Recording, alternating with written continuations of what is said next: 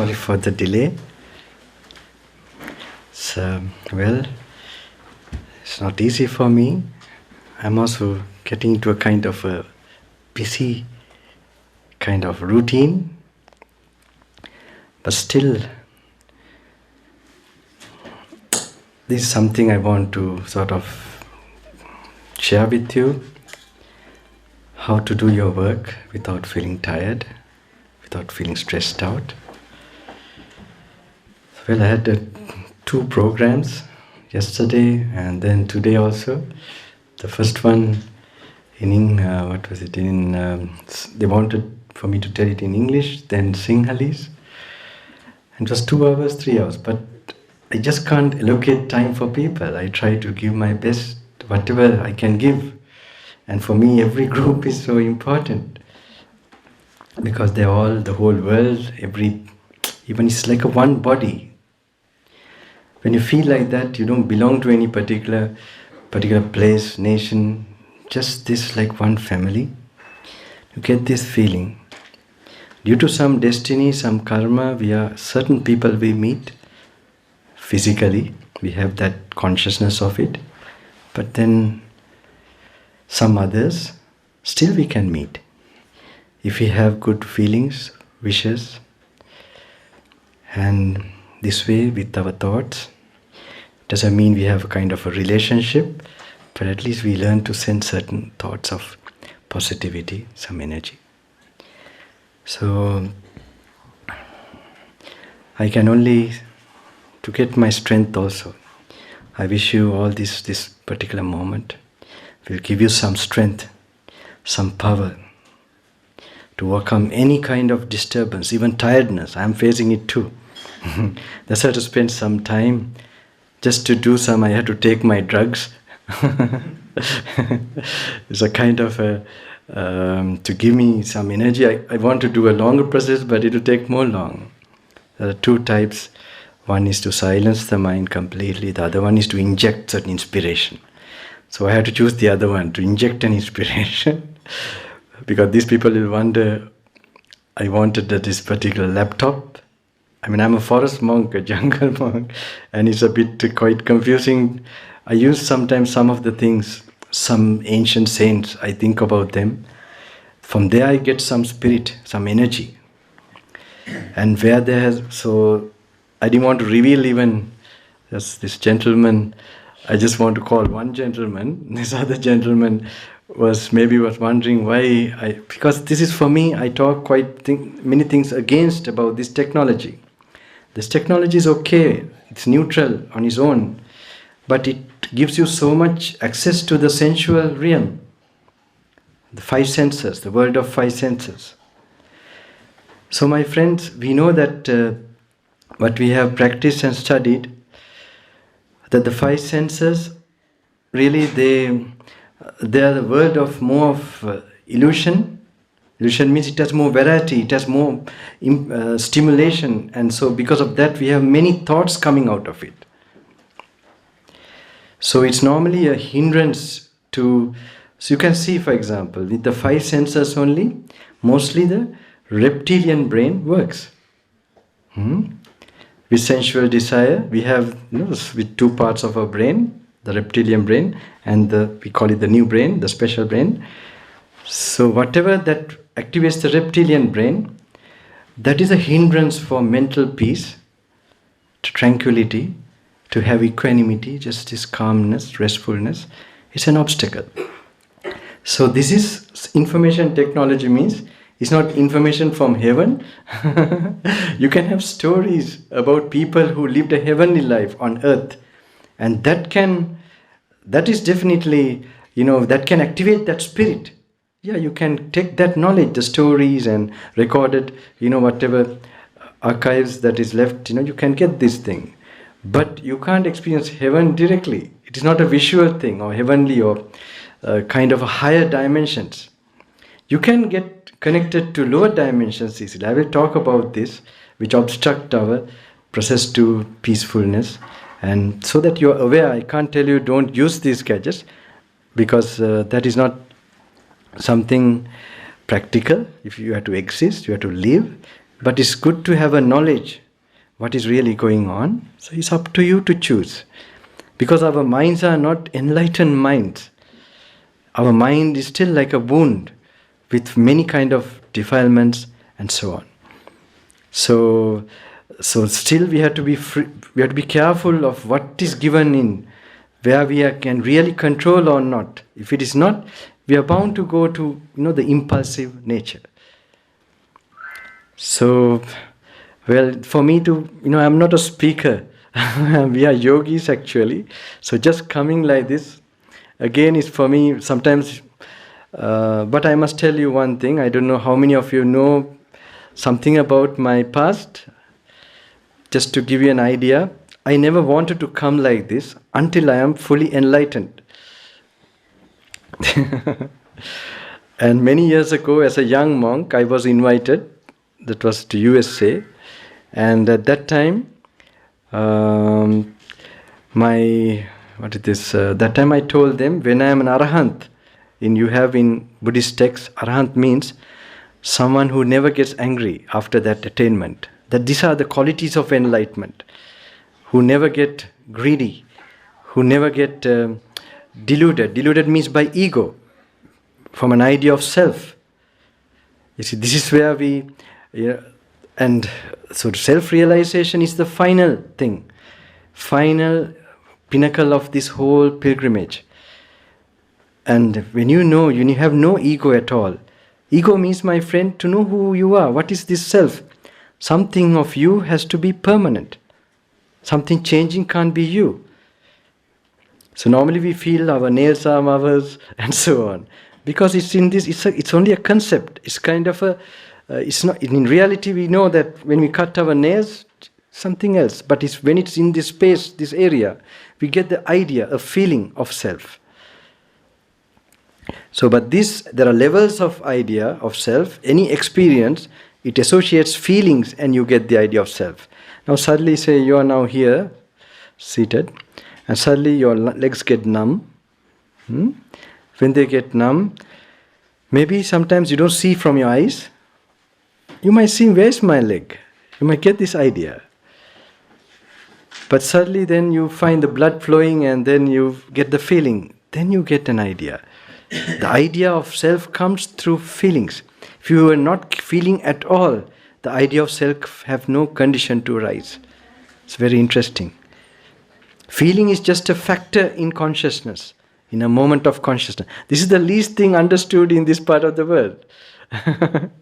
Because normally consciousness is still thought to be connected with the body. Body is just a vessel for consciousness.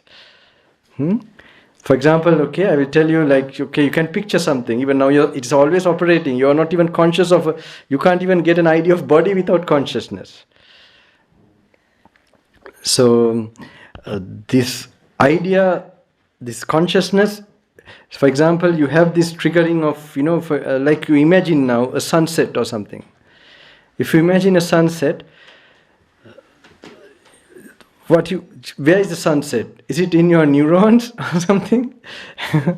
It is you can see if you look at the brain how it's functioning when you are picturing a sunset, you can see, but that is only just and that is also studied by its consciousness of it.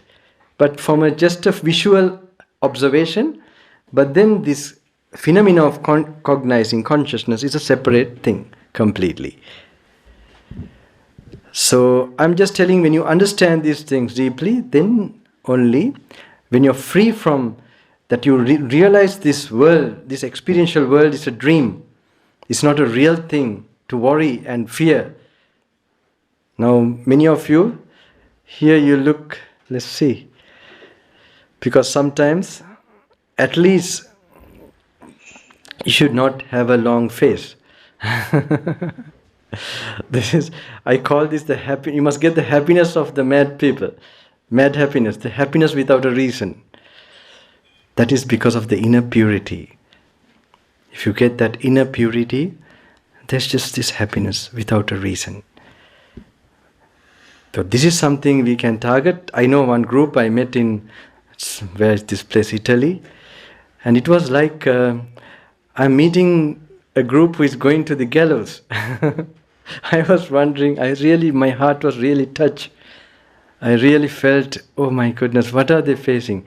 But after 1 hour, of course, they were getting my drugs. And I could see their smile and their happiness. I was so happy with that. But then one of them, they have to go for night shift or something. And 2 of them. And I said, always my blessings will be there. I'll remember all of you, that what life you're going through, to face all these things. But still, I hope they would have got something, that they would have thought they are busy and their life is so hopeless. That's why they are... No, my friends, you have not still understood life. If life is understood, immediately you are in a happy state. Like in a dream or a nightmare, you realize it's a dream or a nightmare. Then, my friends, it's no more going to frighten you. You nicely observe it, watch it, without taking seriously. I'll explain something later about it. But I must tell you that when you understand these things perfectly, this is the name given to those ancient saints, Arahant. So I told this gentleman that when I'm an Arahant only I will come to the West or any other country. Because I have no desires to come to this. Tell you honestly, I'm having a very nice room here. But my nice is to give me a bad room. Not like bad means that is a simple one. I also suddenly remember the poor people. How can I can't enjoy any of these things when people are still suffering, who are still sleeping in payments or whatever. But anyway, now I had to come here and stay. This is after one journey with some of my relations in India. I find that I'm again in a very luxurious room here. So what can I do? At least solitude, I will get there, I hope, and charge myself a bit. But still, it's not something, it is a perceptual thing.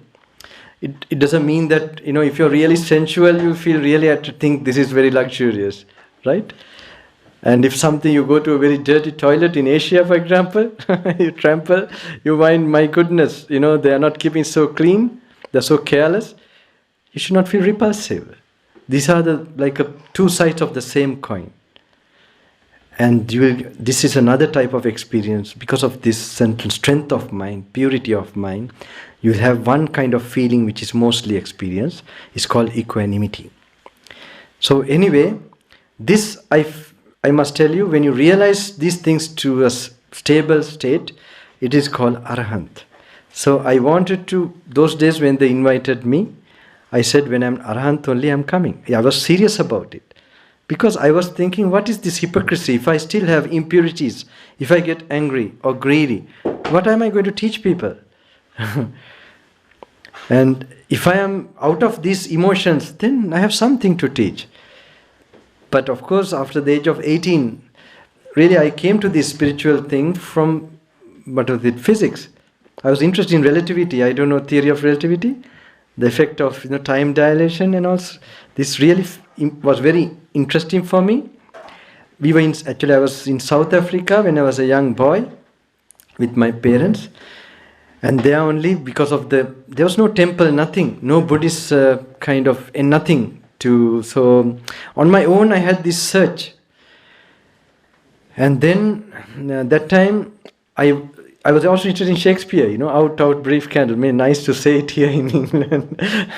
No, out, brief candle, life is but a walking shadow.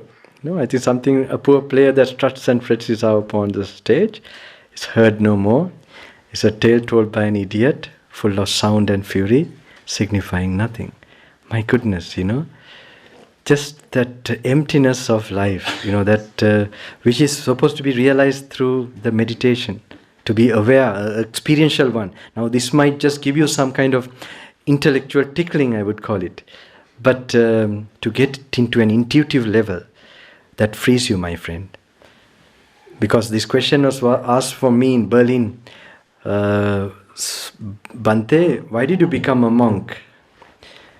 The question went back like that. I asked them, why are you not a monk? Really, it happens to me. I'm wondering, why are these people not monks? There is something why. For example, if you're holding a string or something, like, then suddenly you realize it's a snake. Is there a question of letting go? There's no question. It's just natural for you to let go. So same way, the life, when you get to know, let to know means you have known from books and things like that. But it does not become a personal experience from a specially tranquil, trained mind. This is what we are going to lose. We are going to miss the bus of experience if you're going to, not create the condition for the mind. There's a special part of the minds which we are not tapping yet. The certain energies drawn out or drained. So we have to know these ways of how the energy is going to go out, and then keep it, and then get that tranquility. With that tranquility, there will be a different level of awareness coming, which will free you forever. Free you in the sense it will make you. So in South Africa, you'll find that I'm telling several stories, right? Jumping here and there. This is called a spiritual monkey. Okay? But don't get confused, right? I'm just getting, you'll get something. Anyway, so in South Africa, Lesotho, I actually happened to, on my own I used to think, but through this relativity, I get some idea of the existence of other dimensions. My friends, in this ancient text, it talks about certain heavens and certain other worlds. They say 1,000 years on earth is one day there, like that. Even in Genesis, I think there is certain mention. I'm sure some of you are anti-Christian now. In some, you become so this thing. But I'm not orthodox of anything, or dogma of. Actually, I would like to take knowledge from anywhere, and just find the truth about things. This has been my spirit for long years. So I find that some similarities. For example, you find that they talk about certain areas, certain planes, heavenly worlds, where it looks fairy tale if you read like that. But when you know the relativistic effect is not a possibility, it's also proven. And when you find that, this gave me a solid feeling there's the existence of this world. But it made me that belief, that connection, it made me that I know those higher realms are powerful. So that time I have not studied this IGCSE. We were the first batch. They were changing from O-level to Cambridge Syndicate, this IGCSE. So we were the first batch. So I have been only thinking about this matter and neglected my studies. So after 2 days, it was this English language and English literature paper that I had to sit. So I went to, that time, in the night time, I kept the syllabus and the test papers, past test papers. And when I felt that I had a firm faith, through relativity I was thinking, this effect is there, of time can be dilated, and then this effect is there, and then the mention of this other dimension, existence, states of existence, like 1,000 years on earth is one day, and such months and so on, that I just get the sort of feeling this do really exist. With that firm sort of feeling, I felt I'm connected to that particular plane, and I knew it was powerful. It could sort of manifest anything. And then immediately I approximated the essay English language literature paper, the title, English language and English literature essay paper, essay title. So these two titles, I just wrote them down, and next day, I didn't tell all this to anybody those days, of course. I just told my father to write 2 essays tell my tutor to write 2 essays under these 2 headings. So my father also went, and then my tutor was wondering whether I have not studied everything. And then he wrote. After 2 days, I went to the exam, and all these papers and all this sealed and all that. And when they brought, and when I got the paper, I could see these 2 headings. This was one of the beginning. Of course, I didn't get the thought of being a monk or anything, but it was creating my picture of the universe. And that was like, I was so happy. It was like, I don't care about the exam or anything. That is not it was never my interest. And but that created my thinking pattern in a certain way. And then that led to another one, where we changed our house to another area. It was a very lonely place. I used to go for walks. I had this habit of going for walks and playing cricket. And so only thing if I ever gave up to become a monk is cricket. I still like to play if there's occasion to bring some memories of it. Yeah, I had no girlfriend to give up, only cricket. Cricket was my really quite a bit of a passion. And it was once my father could not pack my bat, when we were going to Sri Lanka, and he saw a tear in my eyes, and he really then only realized that how much I was attached to this whole thing. And he said, "Oh, no, don't worry, we'll pack, we'll find some space or something." So, my friends, that after some time, it led to another experience, which was like seeing the snake. It's like, then by that time I was supposed to study astrophysics. Really. I thought I could find more truth if I'm going to study, it's through physics. So I was enrolling in Princeton that time I was waiting for that period, and that same time when I was walking, I had this experience, like a sudden, I don't know how to say, it was so simple and so profound. And there I saw everything like just disappearing. It fast forward, I don't know how, it was like not like a visual thing, but a kind of a realization. And there I saw a monk also, a picture of a monk, that I should be like these people. And that I should dress that robe, that they are just keeping their last body, and their whole life is just to get this wisdom, this insight. That is what they are doing, and to stay in quiet places like this. I didn't know about these forest monasteries and all that time, but that just told me to my mind that we should stay in a quiet place, and you should be like that, just they are covering their last body or whatever. Anyway, that was the first time I really determined to become a monk. I told my father, and also it created change in my personality. Before I was and other thing, all the idea of going to Princeton or anything just faded away, because the longest thing that will survive in Princeton would be what? The granite building. When I saw that also like jelly in this vision, what to say about anything else? So that's where I actually was very sure that nothing in this world is like, worthwhile pursuing. And then after that, a certain peace set into my system. Before that, I used to, rush, close the doors fast, move here and there. So I was telling, in South Africa, this experience came to me, and then after that, whole thing changed. And after that to now, well, this is something like a boast. I could count the times I scolded somebody. After that time, before that I used to get into fits, especially with close people. And in Sri Lanka, I used to hit people in school.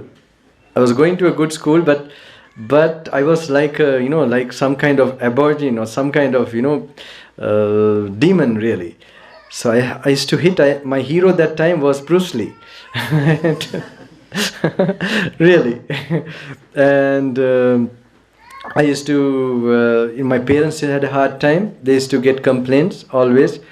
And then, when we went to Lesotho, South Africa, then things were a little different. I didn't do all that, but all this energy went to sports. Even javelin, you cannot imagine. I was skinny that time. Javelin and even cricket, fast bowling. I was the open bowler normally. Of course, if I given first opening, I would take few wickets. But sometimes if they don't, I need that sort of pride also that I'm given the. It was a very nice time when I remember.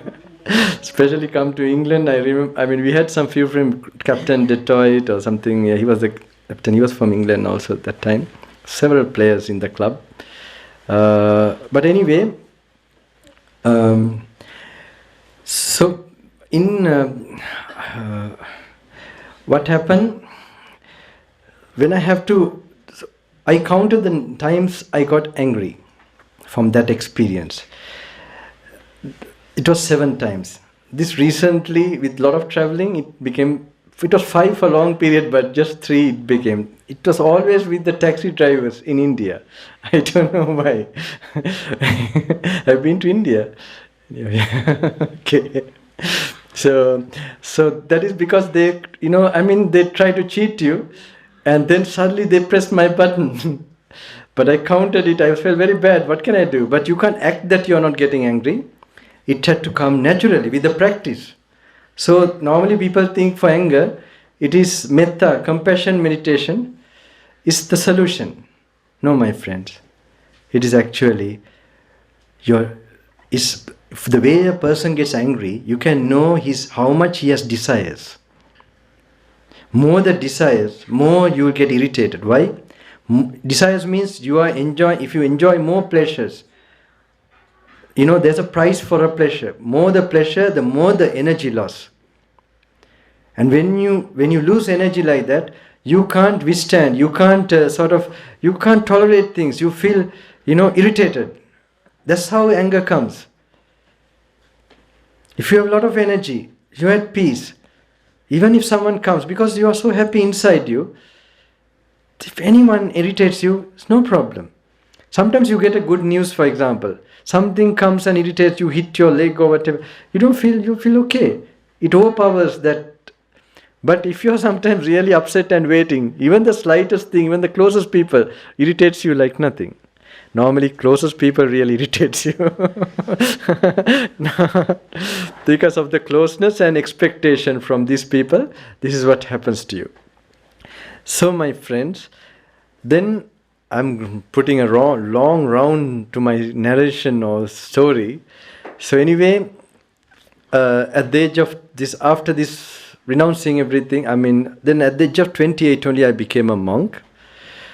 My father was not very sure why I am, he was a little bit upset and confused, because all things started changing. I used to go to dinners and all that, and I used to take my food slowly, because that peace was pervading. And then people who didn't know meditation or spirituality, they were confused. Why this young boy, looks so extraordinary, calm? And that calmness is not natural. So people who knew something, they thought maybe he's in Sri Lanka, they have belief a lot about previous lives and things like that. So they say that, he would have been a monk in the past or something. My grandma, they all had a lot of belief in me. And my first pupil was my mother at that time. It's very funny, normally my mother really understood me intuitively so much. Oh, this is and she was the first one. She used to come to my room and get this particular teaching. But anyway, this life went on, and I just have to make my father happy. It's a long story. 28, I became a monk, or ordained. 18, I became a monk mentally, and 28, I actually ordained. I had met a German monk who inspired me. Just after 18, everything started to fall into place, who inspired me a lot. And 28, after that, only after some months or years, only the invitation came to America. That's where I said, when I'm an arahant, when I'm perfect, I will come. But my friends, I thought maybe at the age of 40, I will attain this particular state. But it is not in your hand to attain this, my friends. These things, it's like planting a tree. You can't tell this fruit will come after. You can weed out and you can put the water and just wait. And maybe just don't get too excited and maybe sing a song to the tree. Something like that. And those vibrations might help. But if you expect this you can't do like that. You just do the causes and then just wait. At the age of 40, I didn't become that kind of thing what I was expecting, but I came to the public. I used to go to Himalayas very often, Kailash Manasarova.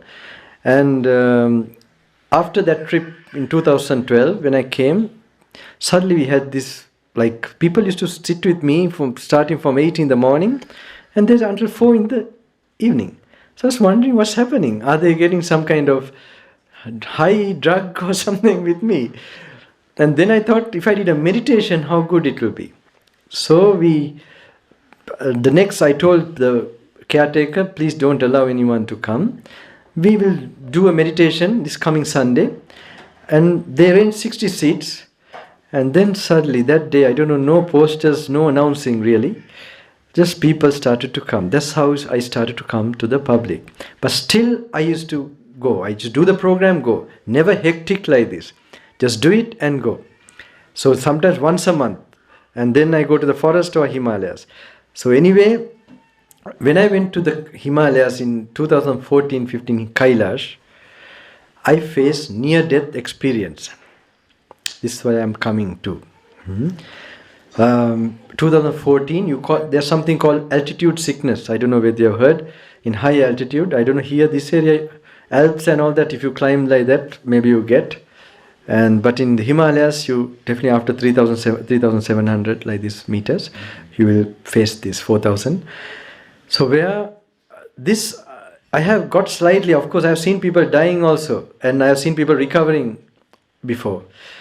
But this, I got it really strong in a way when I was doing, it's called a Kora, going around this Kailash mountain. And I was all blue, splitting headache, and luckily it was not to the lungs. I had to walk. I was just imagining there will be a vehicle here. I was just imagining, because I didn't know whether my body could take any more. My guide saw me all blue, and he was, what can we do? There's no option. They can't carry me, nothing. But I was also really thinking, my parents have given me such a body, and to just go on like that. And I did make it. And then the night time again, I was like in Mansarovar, we went, I was having this I don't know, I can't explain what the feeling is. And there's a thought was coming that I might leave this body now. And at that moment, the thing came to my mind, I could not share enough with the people. Because for many years I was a hiding monk, a solitary, avoiding people. Just to, not that I don't want to help them, I just want to purify myself and really help them as a true saint at least. Not as someone, so this was my intention, but of course time passed. Then I said, can't help it now, and then I started to focus on a meditation we trained to face death. So these are the things, that techniques are the ones I want to share with the people, but there's no time. So anyway, I made it that time. But 2015, I don't know how I made it. The same thing happened, but in a very stronger, it was like the whole night, I was not sure I'll make it to the morning. And I was just calming down, and the same thought came that time. I couldn't share enough with the people. Actually, I told, okay, after 2014, I think. Then only, I think this gentleman was also contacted. Because after that, the invitations were accepted wherever I was invited. I told to accept it. Now I am ready. I am not ready, but I think now I have to go. So I told my organizers, whoever now, okay, tell them you can organize. But 2014, it didn't happen. But there's some reason. There's something. 2015, then I faced this severely. Again, the same thought came. I couldn't give enough to the people. And that time, really, it was the body. I was going to leave the body. That time, there was an earthquake in Nepal. Actually, I came to look at the people who helped me before to go to the Himalayas. And then suddenly I saw the possibility of going to Kailash, and then I went. I was not prepared also. And many warned me, don't go now. But still, I'm not a person who sort of, if the opportunity comes, I will just go. And so I thought my best thing I can do is create this energy, these blessings to the people. And that I can do in this particular place. So I went and I got this sickness. And that I realized that time I was hit by a direct attack by the demon himself. You've heard about this demon Satan, or how do you pronounce it? Satan? Okay. My friends, this is from my other sources which I got to know later. It was the physical body, one. Then another experience happened which I can't tell you all. Of course, I told my senior brother monks or senior monks. But this is like it was going to remove my robes completely or disrobe. So these are two attacks, two things I got. Then I got to know it was an direct, and then I saw the strength when you are trying to come towards liberation or freeing from passions and desires.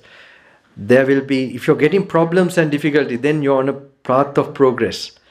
If you're not progressing, you're not getting problems, my friends, that means you're in the lap of the demon. There's no problem for him, But when you're trying to you're making some ground, definitely you will face something. I mean, you see the force of it. And at that time, what I loved and cherished, all were shattered, all were annihilated. It may be this monkhood, it may be the kind of, the rules and the virtues I cherish sometimes. And they were like just suddenly, and something really came out of that. Just to survive, not fall into depression or to this thing, I just have to go into a final weapon, that this wisdom, this understanding. Then it just came to my mind, don't egolize it. It's not a proper English word. Don't egolize this problem. Now you could call it don't personalize it. But don't egolize it is the only word that conveys to me, don't solidify it, in other words. It's just a happening, a phenomenon. This is how when I saw like that, when I told to myself, this is just a phenomenon, a happening. There's no I, there's no me in this. There I got mental peace, or I was able to continue. I don't know. Just to able to continue was mental peace that time. Because it was destroying all the things that I cherish. And it was like, but I can see that all these difficult conditions are sort of creating the gems in you. So don't run away from adversary. If there is, that will, by nature, it is given to you to bring out your best, to bring out your genius in you. So my friends, that time, this is a story I really like to tell, because now you're seeing a ghost, tell you honestly. I see this all like a bonus period for me. This period from 2015, it is like a kind of a boon for me to sort of keep on. So anyway, then I decided to take up the invitations. And 2015, they tried to arrange, I think, and it didn't work out, or 2016, but 17, yes. And 3 years back in Rishikesh, when I was in Rishikesh along the road in Himalaya, I don't know, do you know, in Rishikesh means India, in the foothills of Himalayas, I met one, not a sadhu, I don't know, it's like a sadhu also. And he just told me, Venerable, when you are 45 years, you will have no time even to come to this area. You will not have a moment. So, well, I just heard these words, and I can see so true. Actually, I don't have time even to go to toilet. Even I couldn't go today. I have not been so busy, I just have to, I didn't want to put people so more late, but then this is the body, I could keep it separate. And so this is something you have to, then this was so true. There's some things you call, have you heard of Edgar Cayce? Many mansions? So these are also very, I'm sure you have some, it's very interesting, this background, certain knowledge. To give an idea, there's certain things happen by certain causes, there's some destiny. And even this meeting, I had a very inspiring teacher. He was a German monk, I told you. After this experience in South Africa, when I came to Sri Lanka, immediately I met him. He was a wandering monk, really. He was really showing it that it can be done practically. So he really inspired me that time, and I was his attendant towards the latter period. And so he gave me so much inspiration. And there's a time that he was so strict, it was known by others that if he meets a monk, he would tell, don't stay in the society, go to the forest, don't mingle too much with people, and so on. So even other foreign monks, when they say they want to go and see their parents or something, or relations, he would say, he has said they say, but I can understand his spirit, I don't think he would hurt anyone. He has said that monk was Bodhisattva, the Siddhartha, was he writing letters under the Bodhi tree?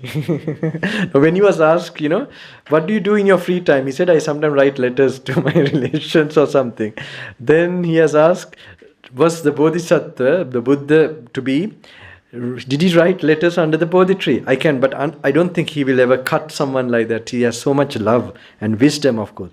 But he was a very, some say that is the German spirit or something, but I don't think he was, for me, a real inspirator, who inspired me like nothing.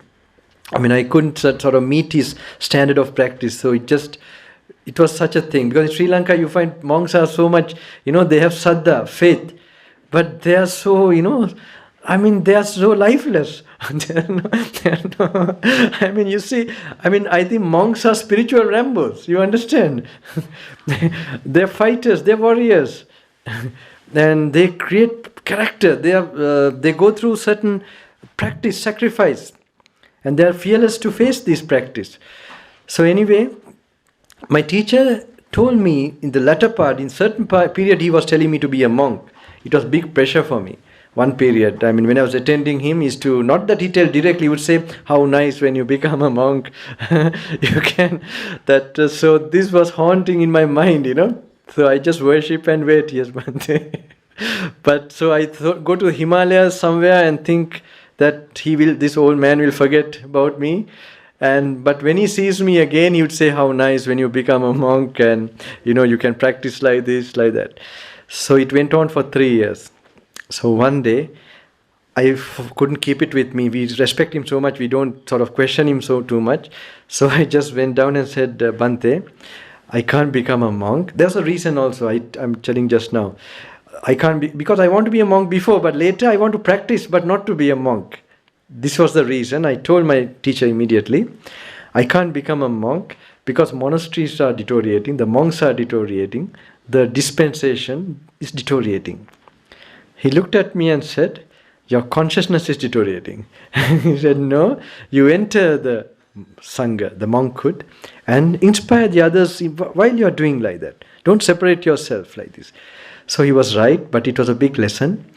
And so later on, what he was telling me after I became a monk was that these devotees, these people are waiting for you, you have to go and help them.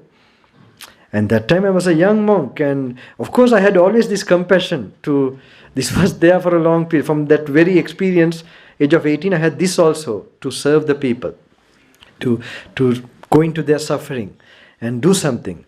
So then he taught me, when I met him, he taught me the ways of serving. You can give food and something, these are the symptoms of the problem. The root cause of the problem is you have got a low consciousness. To raise the consciousness to an enlightened stage, this is your solving it forever.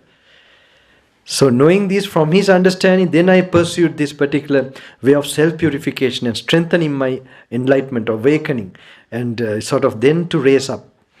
So that I can see, because more you practice, more you purify, there will be an impact on the people. Now in Sri Lanka, sometimes they ask, so many monks are preaching, there's no change in the people. So I didn't have the answer that time. Later on, I was just wondering also. Then when I read some books and on my own reflection also, I got the answer. The reason is, who are preaching, who are teaching, they are not pure themselves. If that purity is there, if there's purity from passions and this thing, there will be a mystic force that will be going. It's just not the talking or this thing. There is something from the infinite going. And that, that will make people to take U-turns. It's not a lot of that charm and all that is created out of that particular strength of restraint. I will tell how these energies come and how it will show in your body also. Okay? Because if you're going to clean yourself, you don't have to struggle to change someone. You will be giving the best support, the best help for the person to change. And you want to change someone means you have a special attachment to that person. Your very special attachment is impurity itself. You understand? You're not going to tap that spiritual energies if you have those personal concerns, because you're still living in certain illusion and you're solidifying those illusions. And the best thing is to help the person is to stop worrying about the person. And that you can't just pretend, then you have to have some knowledge. I have an idea how this mind has got caught to a kind of wrong reflection. So in Sri Lanka, they were telling me this, and then this is the answer. Not only Sri Lanka, anywhere. If someone has an impact on the world, it's because that person himself has purified himself. There's a story about Swami Vivekananda, I don't know, do you know this particular Swami Vivekananda? He made a kind of a stir in Chicago, Parliament of Religions, to 1995 or somewhere like that, this time. So very interesting. It said that one child was brought to him by a mother. The child was little fat and he was addicted to eating sweets. So when the boy was brought, he said, Swamiji, can you please give him some mantra or something so that he will stop eating sweets? Said, okay, please come after 10 days. I will give him something. So after 10 days, they came, and then he said simply, son, don't eat any sweets. Then the mother was wondering, well, so simple mantra, no mantra really. Swamiji, you should have told this 10 days back. Why are you telling it now like this, simple? He said, 10 days ago I was eating sweets myself. So last 10 days I stopped eating. And well, this is how he has this motto, be and make. This is my motto also. You be and make others. There's some force in it. So tell you honestly, I was so busy. Actually, my life too, I don't want to come like this. I'm forced to come. Because I have something I have already done. But new things this year was not easy for me. It started from Australia. 1 month there, then before that I had to continue going to the Himalayas also, the same place I faced death, because I'm still in the battlefield. I'm not going to get frightened, and because I will be pursuing even next year to Himalayas, those places, and I will do whatever is really necessary to do. And doesn't matter if in case I lose my body, I'll come with another body and better body next life. This mind will go, it's a force. So anyway, because I don't want to, if I didn't do something, of course I went to Himalaya, Kailash again. That was the only meditation part I did this year. Then I was in the 3 months retreat. I was planning, I was in the jungle. But mostly I was coming to make the visas to Colombo. This is my condition. And because after 2 weeks, this visa and that visa. So with this kind of thing, you can't continue I was doing my best. So I came like that. Then suddenly, soon as the visa was all okay, this was okay, and inside me, I was wishing for the Canada visa to get delayed. And I don't know how, normally in Sri Lanka, these things get delayed. But it came on time. This was something, I don't know how it happens against me.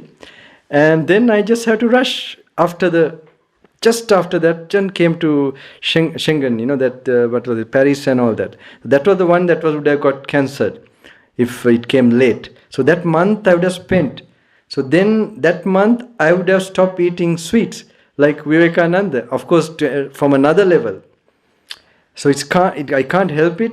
This is also a main duty, because now if I die, I think it's okay. If I die now, I know something I have to do, I have done. So that is most important. It's like a meditation without meditation. When you harmonize with your duty, it is a solid meditation. It's not just you sit in, Padmasana or something, in the lotus posture. It is when you harmonize, that's how this meditation works. So my friends, so this is very important. If you want to change the people around you, you must find any mistake you are doing and keep away from it, and that will create a sort of reaction. The other thing is, you should know that, you should not have memories of, you should know that everything has happened to your good normally. If you have thoughts, I wish I would have done this or that, why this happened to me. Now some people come and complain. Once I was going, that was in Singapore airport. I remember one Sri Lankan gentleman, he happened to just come to me and maybe talk to me. And when he was talking, I knew he was, initially like many monks are there, so sometimes some of them sometimes they have lost the idea of the protocol with a monk. And there is certain protocol, right? I'm not attached to it, but there is certain, for me, I would see like this, like someone is really receptive or interested. There's a ways of seeing that. And the Buddha has told to reveal certain wisdom according to that person. You don't waste your time. Now, for example, this was a good thing. When I get late, if someone wants to go early, it's good. Then I get screened people who is really interested. If they're sent away, they'll be coming. You can know. So that is very important, to have that drive to know something. And then you don't just sort of be in a hurry to give these things. You wait. You then, the right time, the right people, the situation, they will come. It might be a little later. But even if they come a little later, that is the right time for the person. So if you try to prematurely sort of, so that's why you have to be detached also. You must be detached to even deliver the spiritual things. This is another thing. Then you are, working with according to the situation. So anyway, in that place in Singapore, I found that he realized slowly, then he thought he has some problems, he must ask this monk. Problems means he was in great depression. Because he has gone to Sri Lanka, his mother is dead, mother has died. And just after the funeral, then he found his relations trying to get property or something like that. And so he was so upset with that. And then he was so disillusioned, I would say, how these relations could behave like that. And he was like hopeless with life. And then I realized he was having all these thoughts. Then I asked him, well, do you see me? Then he said, yes, Bhante, I do see you. And do you feel the weight in your legs? Yes, I do. And just what you see, this is all what is real now. These are all only thoughts. These thoughts, you must see who you are. Is those thoughts really you? They're just coming alien to you. So you at least note this. Just stop and just really think about the thought. Think about the thinking. If you really do it, you'll find your problems, it suddenly will take completely a different picture. This is the shift of attention. Now there is one time one monk, there's a small monk, a young monk in Sri Lanka. He was very sick. So I was a visitor myself and I got to know he was having high fever. So I went to him. When I went to him, he suddenly got up out of respect. I said, wait, Venerable, you just wait. I would just sit down, you're sick, okay? And then he knew I am a meditative monk. He just got to hear. And so he immediately told me, Bhante, when I was a young monk in this small sort of teaching places, schools for younger monks, this one master, he taught us how to practice mindfulness, mindful meditation, how to observe the feeling, not to see it as my feeling, it is just a feeling. And when I had this high fever, I just thought about it because I couldn't bear up. Then I remembered him and I was just noticing the painful nature of the feeling and just told to myself, this is just feeling. It's not my feeling, it's feeling. It's just a feeling. And when I started to do that, the feeling of pain and difficulty was just fading away. So this simple attention, my friends. Now even if you have some trying difficulty or problem now, sometimes maybe some of you have heard that I sometimes bless certain things and some things can materialize or manifest for those people. So I will do a small exercise just now, okay? If you have something you really wish for you in your life, you think about it. Maybe you want to even attain Nibbana or something, some deep yearning or to free from some problem or something. You think about that problem, okay? And just take a deep breath and close your nose like this. Take a deep breath and hold your breath long as possible and keep the thought in your forehead. Okay? Keep the thought in the forehead area and keep it much as possible and keep the thought what you want to achieve or the worry or the fear you have.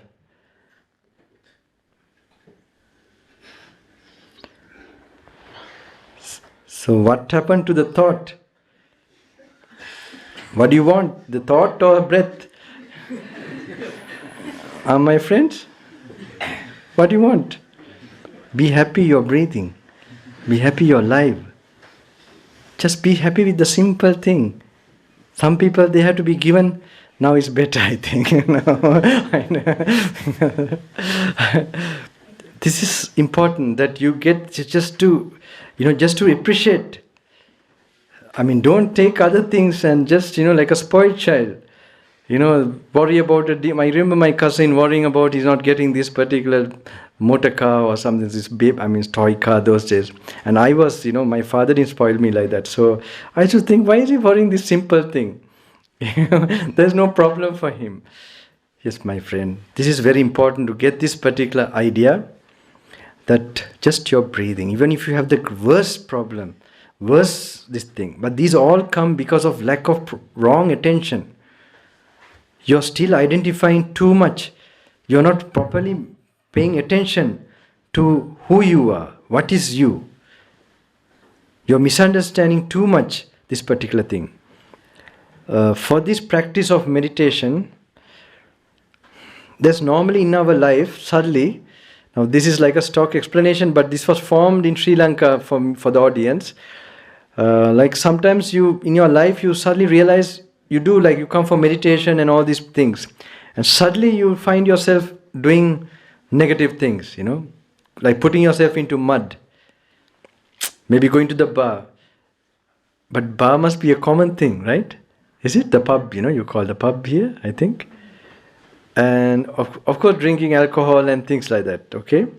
Which intoxicates.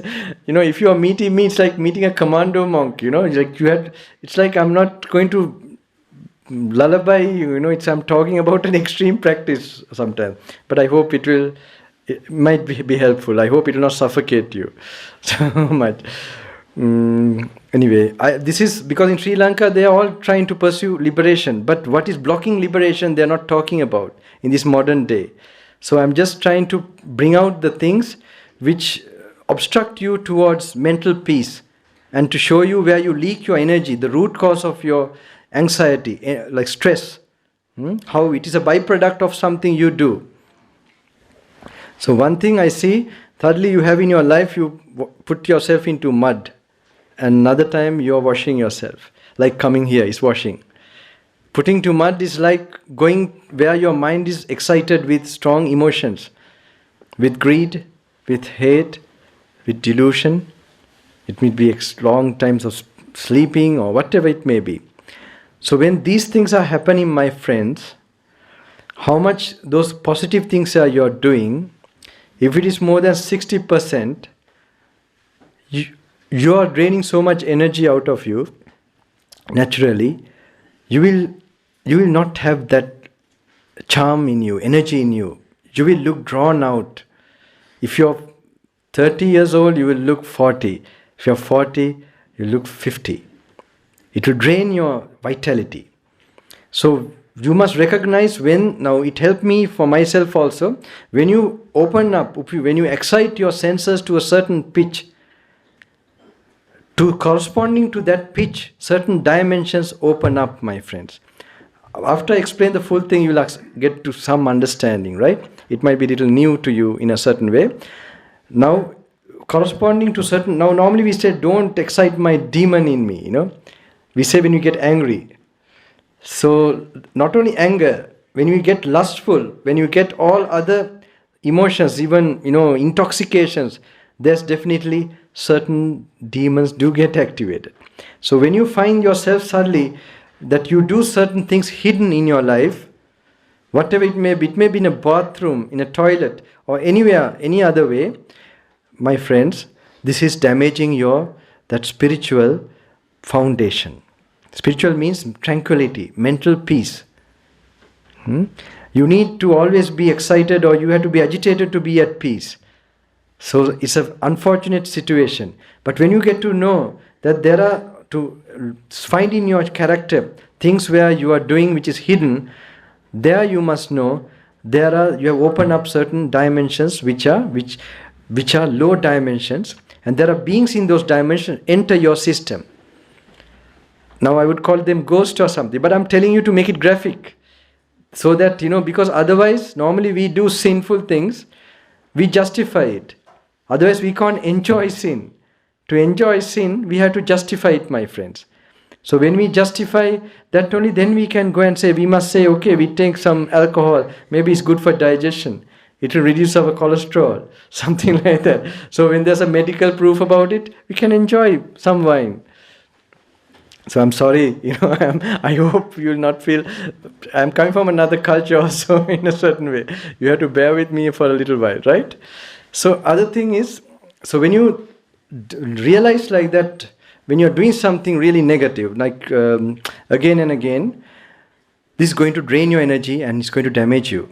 So when you get frightful that there is certain forces you have created also, and that's driving you to these things, because when I explain like this, some children in Melbourne, they, it's like when they were in Melbourne city, suddenly when they were distracted or suddenly tempted to do some tempting thing, this came to mind. Oh, the Bante told there are ghosts who are driving us to these things, and it made him stop to do that. This is the reason I'm explaining like this. It helped me also, because I also had some ghosts. I was wondering why this is happening to me, and it was true. You can know from your dreams. If you have a nightmarish dreams, definitely, my friend, the effects are there. In the consciousness, especially when you're deep sleep, the ability for these things to come into your consciousness is easy. And you see it in the forms of dreams and disturbing dreams.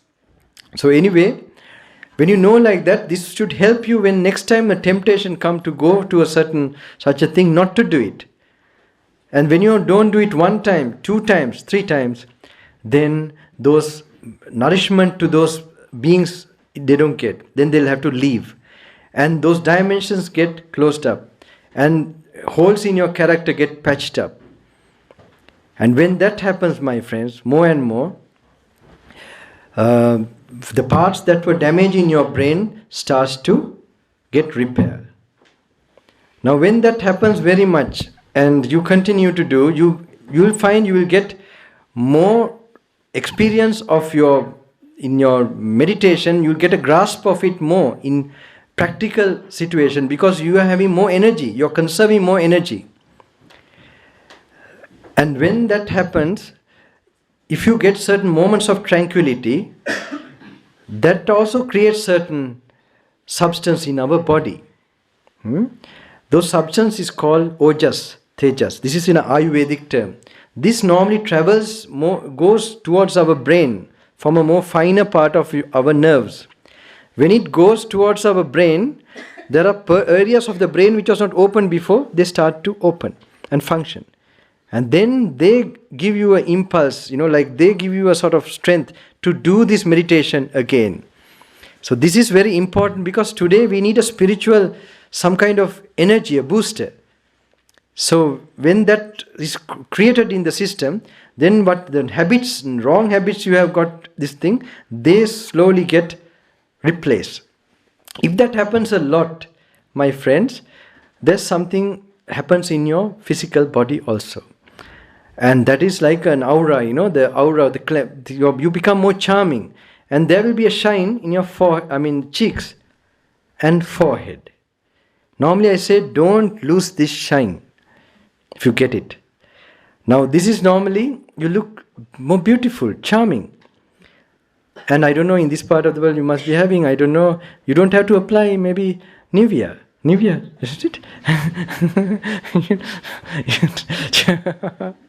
Yeah, you don't have to. You will have super, super charm. Even if you're 70 years old, 80 years old, you will have that beautiful dignity. There's something that will start to. So this is something, the positive side, you have to get to know, my friends. And the other thing I explain, 2 things if you don't control, nothing happens on this path. That is the tongue and now this is a big blow in a way, I don't know, but this is my discourse, can't help it, okay? I'll come to it, why? I'm just giving some mechanism. I will explain in some scientific, interesting findings also with that. I always tell the tongue and I would call it sexual, organ, you could see that they look the same, with lot of nerves, red, with all this blood flowing, and so it gives strong feeling. Any experience with these 2, it is the reptilian brain that is working, my friend. And you have this special brain of thinking, discriminating and all that. And you find the rules given by the Buddha very interesting, especially focused on controlling these 2. As the rules for restraint, to reserve your energy. And very interesting, there are two sets of rules. We call it grave offense and minor offense. In the grave offense section, it was for me very interesting. The second, there are 4 which if we break, we have to disrobe. And there are another 13. In the first 2 of the 13, it is regarding certain thing. I am still in this community. I'm also a little bit shy, but you will get to know what I'm speaking about. Shy means, in Sri Lanka tradition is so, they have a, I'm not like that. I come from a very unorthodox and what it is, untraditional this thing. But I had to be a little sensitive for this. But I must give the points. It's very important. The first 2, regarding something about sensuality. I can't give the word also immediately, but you will guess it, right? Now, when you put the MRI scan, the brain functioning, when you're breaking that rule, that is a experience, saying sensual experience, a sexual experience. When it comes to a peak of the sexual experience, that reptilian brain completely takes over. Takes over the entire brain. In other words, that thinking, that part of the brain is shut down. Now, when I got to know this, it's so interesting why the Buddha says, it puts it in that category of grave offense. It's not just he's trying to punish us, he's just protecting, showing that what really damages the system for mental peace and then liberation. Before mental liberation, you must have mental peace, certain degree of mental peace. Before that, you talk of liberation is something far away. So this particular thing was very interesting for me. So normally food also. First comes sexual things, then comes food. This is the second, which is the strongest, which is the strongest pleasure, which takes the strongest this thing out of you. So in Sri Lanka, long years ago, in the ancient time, there was an idea of Kumara Brahmachari. I call about it. I don't know how to tell it in English. Maybe Prince Celibacy or something. I don't know. So these things, my friend, was also in the Christian tradition known. So unfortunately, we have the sutras from the 2500 Buddha's time. But now we must know the condition. That time, it was few people. After 20 years only, he put these rules. 20 years, these monks, these things were not happening. These temptations, these defilements were not happening. They were quickly attaining enlightenment and coming to, it was natural for them. And then after 20 years, suddenly these things crop up in few monks and he laid down these rules. Now, it is difficult to find in this period who is not breaking these rules in general. They will call it biological need. You will call it, something, you justify it. Of course, because there's no technology, there's no mental training technology, I would call it, to how to deal with it.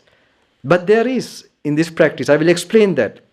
So normally, in the Christian faith also, all the religious faith, they had this idea. Even the Muslim, I'm sure. I have not gone through it, but the Christian faith definitely, they told it's the work of the demon. Any sensual, certain passions coming, it creates certain hormones, my friend, or certain in the body.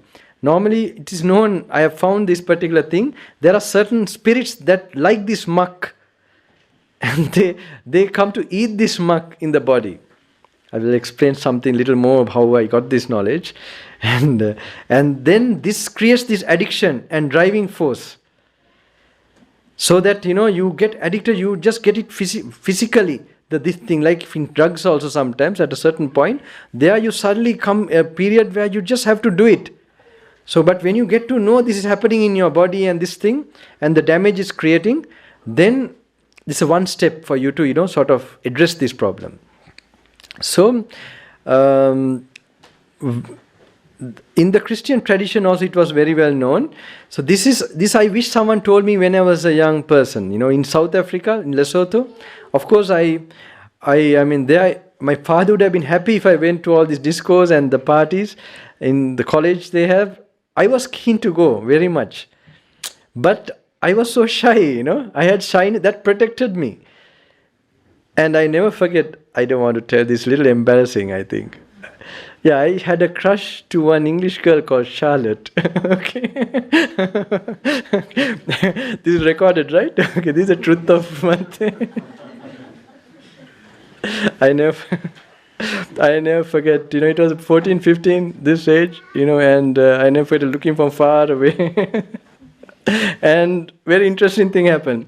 One day, of course, she got to know that, but she also knew that I'm not going with anybody or anything. And so one day, she came to me through another friend.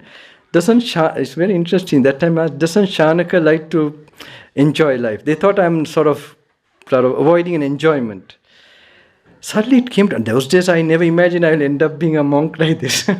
I want to be a scientist, of course. That I liked, but not. I never thought I'll be like this.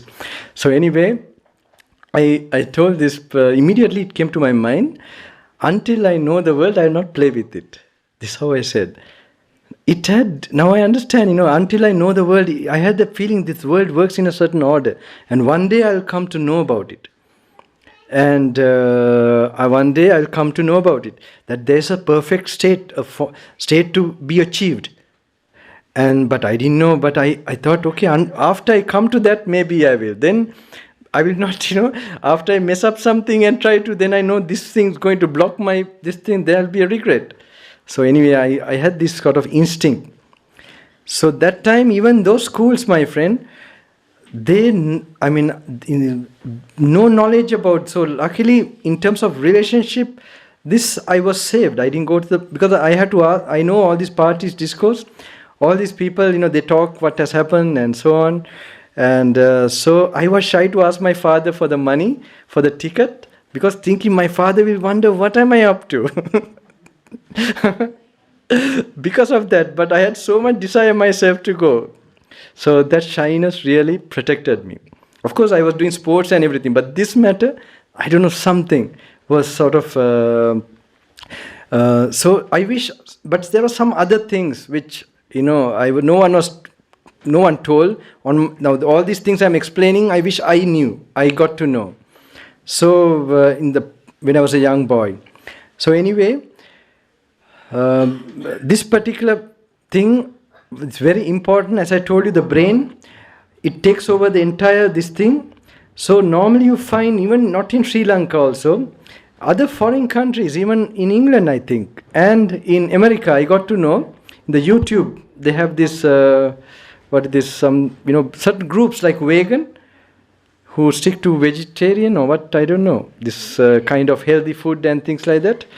Okay, there's another group who, knowing the danger, the damage, they follow this particular practice. Because all these addictions, my friend, is a challenge for you to overcome. So they count the days, 3 days, 1 week, like that. 1 month, that they have refrained from certain activity. So you can refer this, I'm not going to, it's called NoFap. Some of you knowing English may be knowing. It's easy for me in Sri Lanka because I can leave to the airport and nothing, no problem. I tell them to refer it, use your internet when I leave to the airport. Because, NoFap, N-O-F-A-P-P. Have you heard this word? I'm sure. No? Don't. Really? It's a serious word, my friends. Don't take it lightly. It's just because you will... I hope you will not get to know about it when you're 8 years old. There are even people who are 70 years, they have told me, Bhante, no one told us this. They are working for ashrams, they are doing social work, but they are having this particular, mistake, or I don't know how to call this, but so there's a group of people, remember N-O-F-A-P-P or one single P, don't know.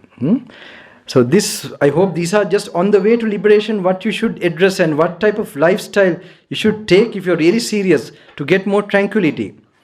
Otherwise, you will do 5-10 minutes meditation, but you're like, sort of saving a mosquito and killing an elephant, something like this.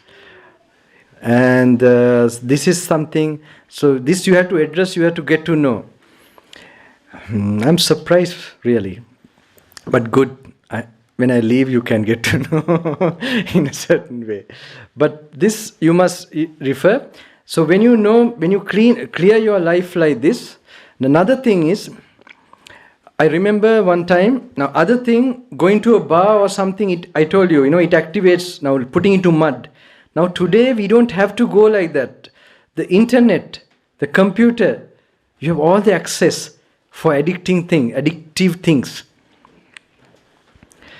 I remember I had a certain experiment with certain, I don't know whether you heard about rishis who have developed their mind, some of them in Samadhi in Himalayas.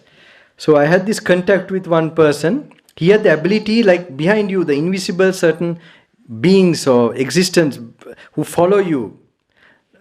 He's able to sort of bring them into your body.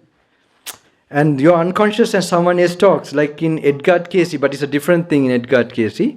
It's a more, but this is like, I don't know, like, you have exorcism, some of these Christian priests also, they do, knowing the spirits, but this is like bringing those spirits into the body. And I witnessed one time where this mother has brought this child to, because the child was like not obedient and distracted and going here and there, not studying and so on.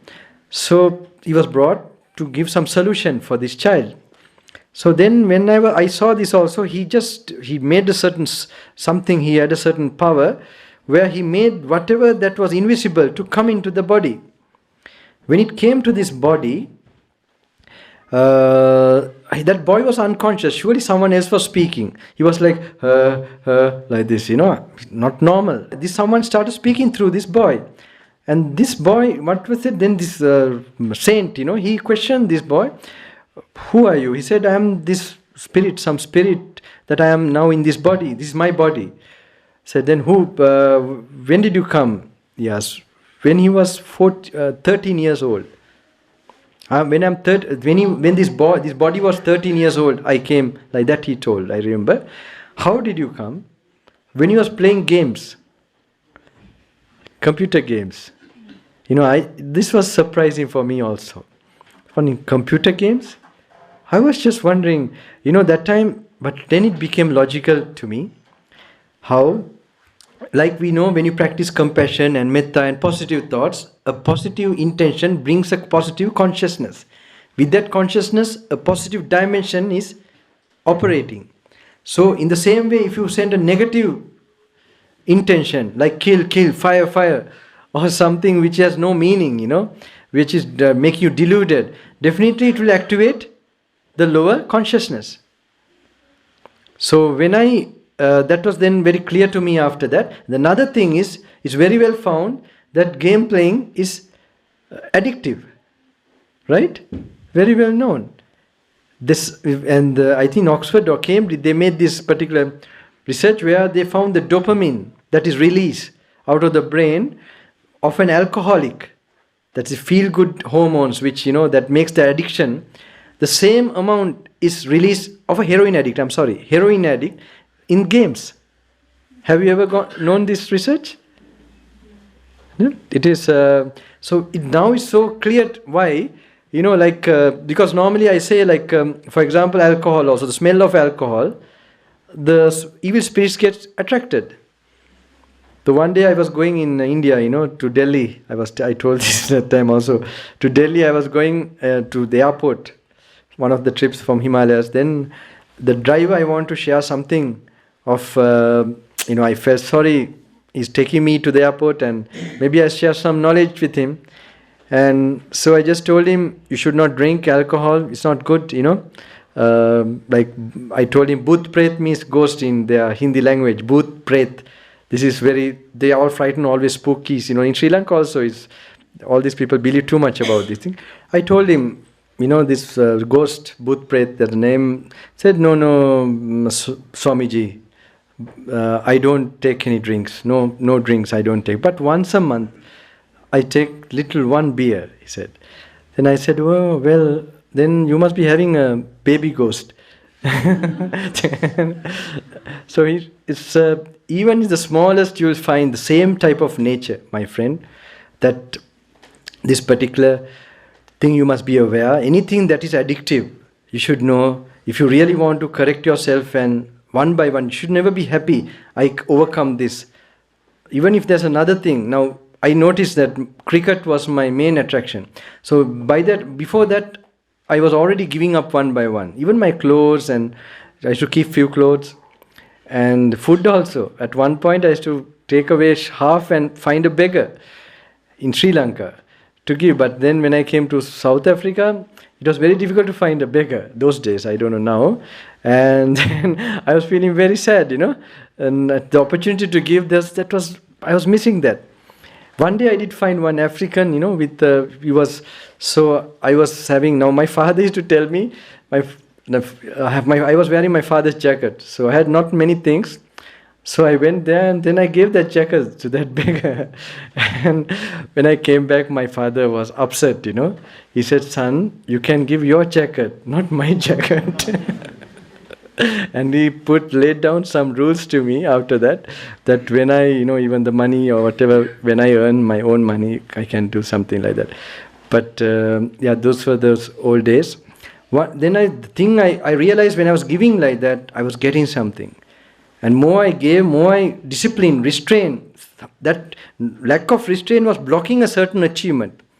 So this way it made me, one by one, even the cricket, that was hard. Then I knew I have to give up to get something higher. Then I finally gave up that.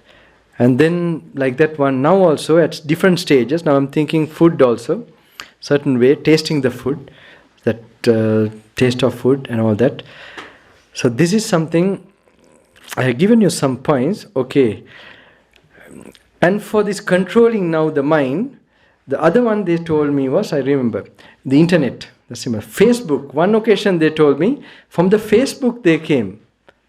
How? I only know the name Facebook. I know to operate YouTube. That is all. And I don't want to learn more. That is enough for me. Just for something for your programs actually. Otherwise, some insights and visions we got not using these things. When we were in cave, silent places, first he started in South Africa, then even in as an early monk, as a monk life, when I was in solitary areas, just having a lamp, like a kerosene lamp and so on. Then only, with that, just having the sutra, not too much knowledge, the Buddha's original teachings, and just going through a page or so, contemplating that, there was this spark moments which still inspires this life. And to see that this is all like an illusion, not to take seriously what is going on. This strength was by those glimpses. So this is just an accumulation of knowledge. Sometimes if you load your mind with so much knowledge and all that, I don't think you will have that sort of simple, where you make the mind so simple and peaceful, where you get that sudden intuitive knowledge of these small principles which explains the entire experiences of life. So this one time, I remember another this thing, they told enter through the Facebook. Another one is it, what was it? The website or page, when you almost think of, opening that page, right? That he's in our control. This was very interesting, that you're already like maybe in a website, something that you want to look, even if you want to make a peek into it. So these forces are there also, my friends. When you get to know, I'm sure now, in case you have to face this situation, you remember me. You remember there's a spooky monk told about the spooky. Okay. So this is very important, my friends. I hope these are facts, because I had time to research about these things, so that if you have any addictions which you find you are doing, I wish nobody saw what I am doing. Remember, this will be dangerous, damaging for you. So to make your character strong and purified and saintly, so you can have those deeper wisdom, insights into, because it can't be just got intellectually or by some kind of quick method, no. There has to be a change of character, because your brain, your mind is like a, say, water pot. If it's filled with dye and all these paints, you can't see your reflection clearly, my friends. If the water is bubbling with, boiling and bubbling, you can't see your reflection also. So these are the similes given. If you're getting angry all the time, you can't see clearly things. It distorts your vision of reality. And if you have a lot of sensuality, then also, it's like the colors in the water, you can't see your reflection properly. Reflection means you can't see reality properly. If you have mud in the water, if you're sleepy, drowsy, These are the main things that not make you see impermanence intuitively. We talk about impermanence and so on. But it will be a talk only if we don't change and bring this calmness. Can come from within you. You kind of suddenly, oh my God. And it's not something which you have heard or something. It will like holding that rope and seeing like a snake. That will make you turn away from the world. Not wear robes or something. You will not hold on to things very much. And you will feel light. You will be among objects. You will be within, with the surrounding. But you will not place much importance. And you will not feel the effect of it, the heaviness of it. You will float, fly, or you will have a nice, peaceful time, even being in the world. Normally it's called creating the lotus out of the mud. So these are some points I hope I remember. With the internet, now internet is not it's an instrument, my friend. This is neutral. It depends what you use it for. Like a vehicle, you can use a vehicle or aeroplane to go to a meditation program somewhere. But you're using it to say go to Disneyland is okay. Or something more, maybe Las Vegas. No, not good. Right? That's for sure something. But if you're using it to go on a pilgrimage, I don't know, somewhere, definitely for a meditation. So that is just a neutral thing. But unfortunately, we are not fully enlightened people. We have still germs in our brain, wounds in our mind, unhealed and unenlightened minds. So it is like a big dustbin where you're exposed to, and there are gems inside that toss. If you can choose and if you know this is damaging, then you can discriminate and just take what is necessary for you. And there are a lot of things you can know, because information technology, really, it is quite a revolution.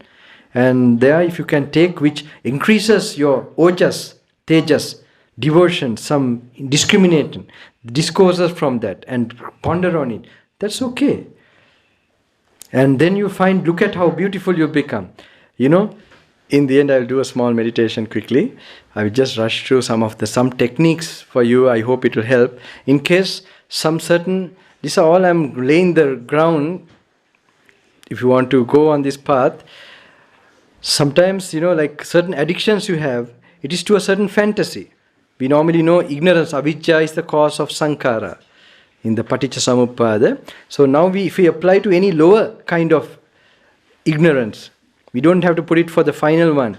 Even to something we are attracted to something, it's all depend on ignorance. So until you remove the ignorance, you have the desire. Because of desire, you have this anger, aversion coming. So ignorance removed, the desire gets removed. So to remove the ignorance, you have to face what you are ignorant of. You can't run away from it. You have to notice it, just study that. When you don't study it, there's a saying in Sri Lanka, for far it is, I don't know what are the expensive fruit here. What is the expensive rare fruit in England? Maybe mangoes, right? Because, okay, Sri Lanka it is. So there's a saying, you can call it like that. To far it is mango. What is the cheapest fruit you have? Sorry? Apples maybe, right? Apple, right? Okay, far it is mangoes. When you bring it close, it's apple. So something you really look close, you see, you find its reality is not really nice. Everything like that. My teacher used to tell me when you get married, because he wanted to stop me getting married, so he was telling a lot of stories about against marriage, so that I will be sealed. And I remember one time he was telling me, when marriage comes, first the honeymoon, then comes the darker side of the moon.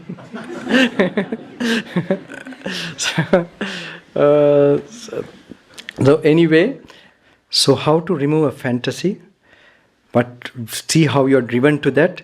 So say something you're addicted to, maybe going to the bar even, bar or pub or some drugs or whatever, it doesn't matter. If you're having something, it could be some internet, you notice that I'm addicted to this, maybe a game or whatever, I don't know. When you have something like that, when you're in a calm moment, when you're not being influenced by that, go back to that memory. Go back to that particular picture or whatever that you feel enticed or excited, and go through the entire process before you experience it and how you experience. Without the experience you're going through in imagination. And when you do like that, my friends, you will be noticing or feeling certain aspects of reality of that particular event. And when you begin to notice that, it creates another part of your brain, opens up. It makes a big difference. That kind of a shock experience about that, it will definitely diminish.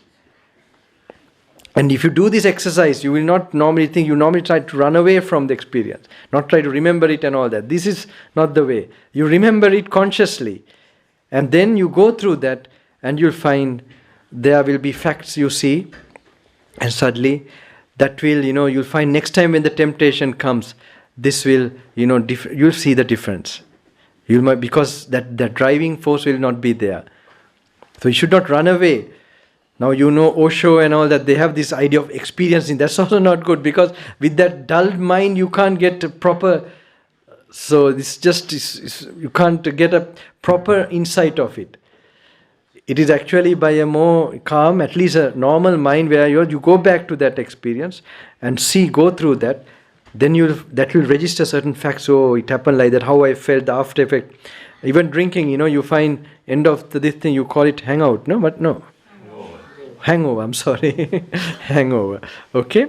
So if you really go through the whole process, when you remember the hangover, when you see this thing, if you're really sensible, but you have to go through this in picture form. That will help you to overcome that. So I've given you some tips to overcome these things. I will give you another important tip of how to reduce your monkey mind, and how to do these things before it comes to this level of distraction, how to protect your mind. I will give you some practice from the original sutras, how the steps are done. One is called sense restraint. Now this is how to stop registering objects that come to the senses, so that when you sit down for meditation, you will not have all these so many thoughts running inside your head. So normally when you're going in a street or crossing a road, you can look at the vehicle. For example, look at my eyes. I'm focused now, right, at you all. Now I look at you. Do I look focused? If you look at my eyes, do I look focused now? Do I? Now? Do I look focused? Now? Do I look focused? Sorry? Are you really looking at me? Now I am focused. Okay? Now I am focused. Now? No focus? Okay. This you have to train, my friend. This is called sense restraint. You don't look at the details. Like when you're walking, when you're passing through somebody, you don't see who they are. You don't notice who they are. Right? You just know people have passed by. So when you're when you see vehicles, when you want to cross the road, you see vehicles have gone, but you don't see who is inside the vehicle. So this is the practice how it is done. In the old teachings it shows you. This is one of the practices to get tranquility of mind. You don't allow the unnecessary things to go through your senses. Like you're careful to eat certain food which doesn't get indigestion. It's like eating food for the senses. This is a very important practice. The other one is, when you walk, when you go, you must learn to anchor yourself to the present moment. Now in Australia, when I was going, some of them asked Bante how to practice while you're doing the work. So I thought all the time teaching, preaching, this is not practical. So I immediately touched one of them, their head, while they were driving, like this, So luckily there was no policeman or anybody. They were thought maybe hijack or something. So I just told him, I just held his forehead and just told him, just relax. Just, experience certain calm. Just feel the seat. Feel the seat and just watch exactly what you need to drive. what you need, and just watch whether your mind is getting relaxed and calm, and go in that direction. And I saw his hand, which was holding like this, it just moved like that. And just that slightest relaxation, that physical, tangible, I'll be just demonstrating now how to get that relaxed body first. And that makes a big difference, my friends. Now I have told, sometimes when you go to, say, catch the train or something, now some of them, they are practicing this. Now when you are going to do that, just think you are going on a holiday. I was very surprised these people are practicing. When you go on a holiday, what? You're not in a rush. Tell yourself, why should I go fast? Let me see how I can walk with a mental peace. Just moving the body with mental peace. Am I going with the driving force? Let me feel the body and let me walk with the body. Normally the stress comes because you are rushing towards the future, anticipation or a memory, and you are really staying in the moment.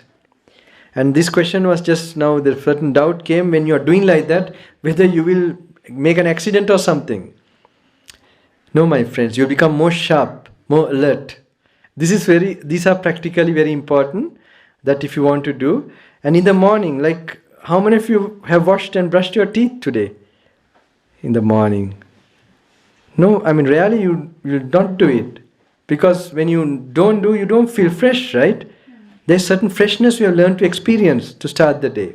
Same way, if you learn to focus and tranquilize your mind for a short while, and then keep that tranquility while you are engaging in the work. So you remind yourself, don't go to a future that does not exist.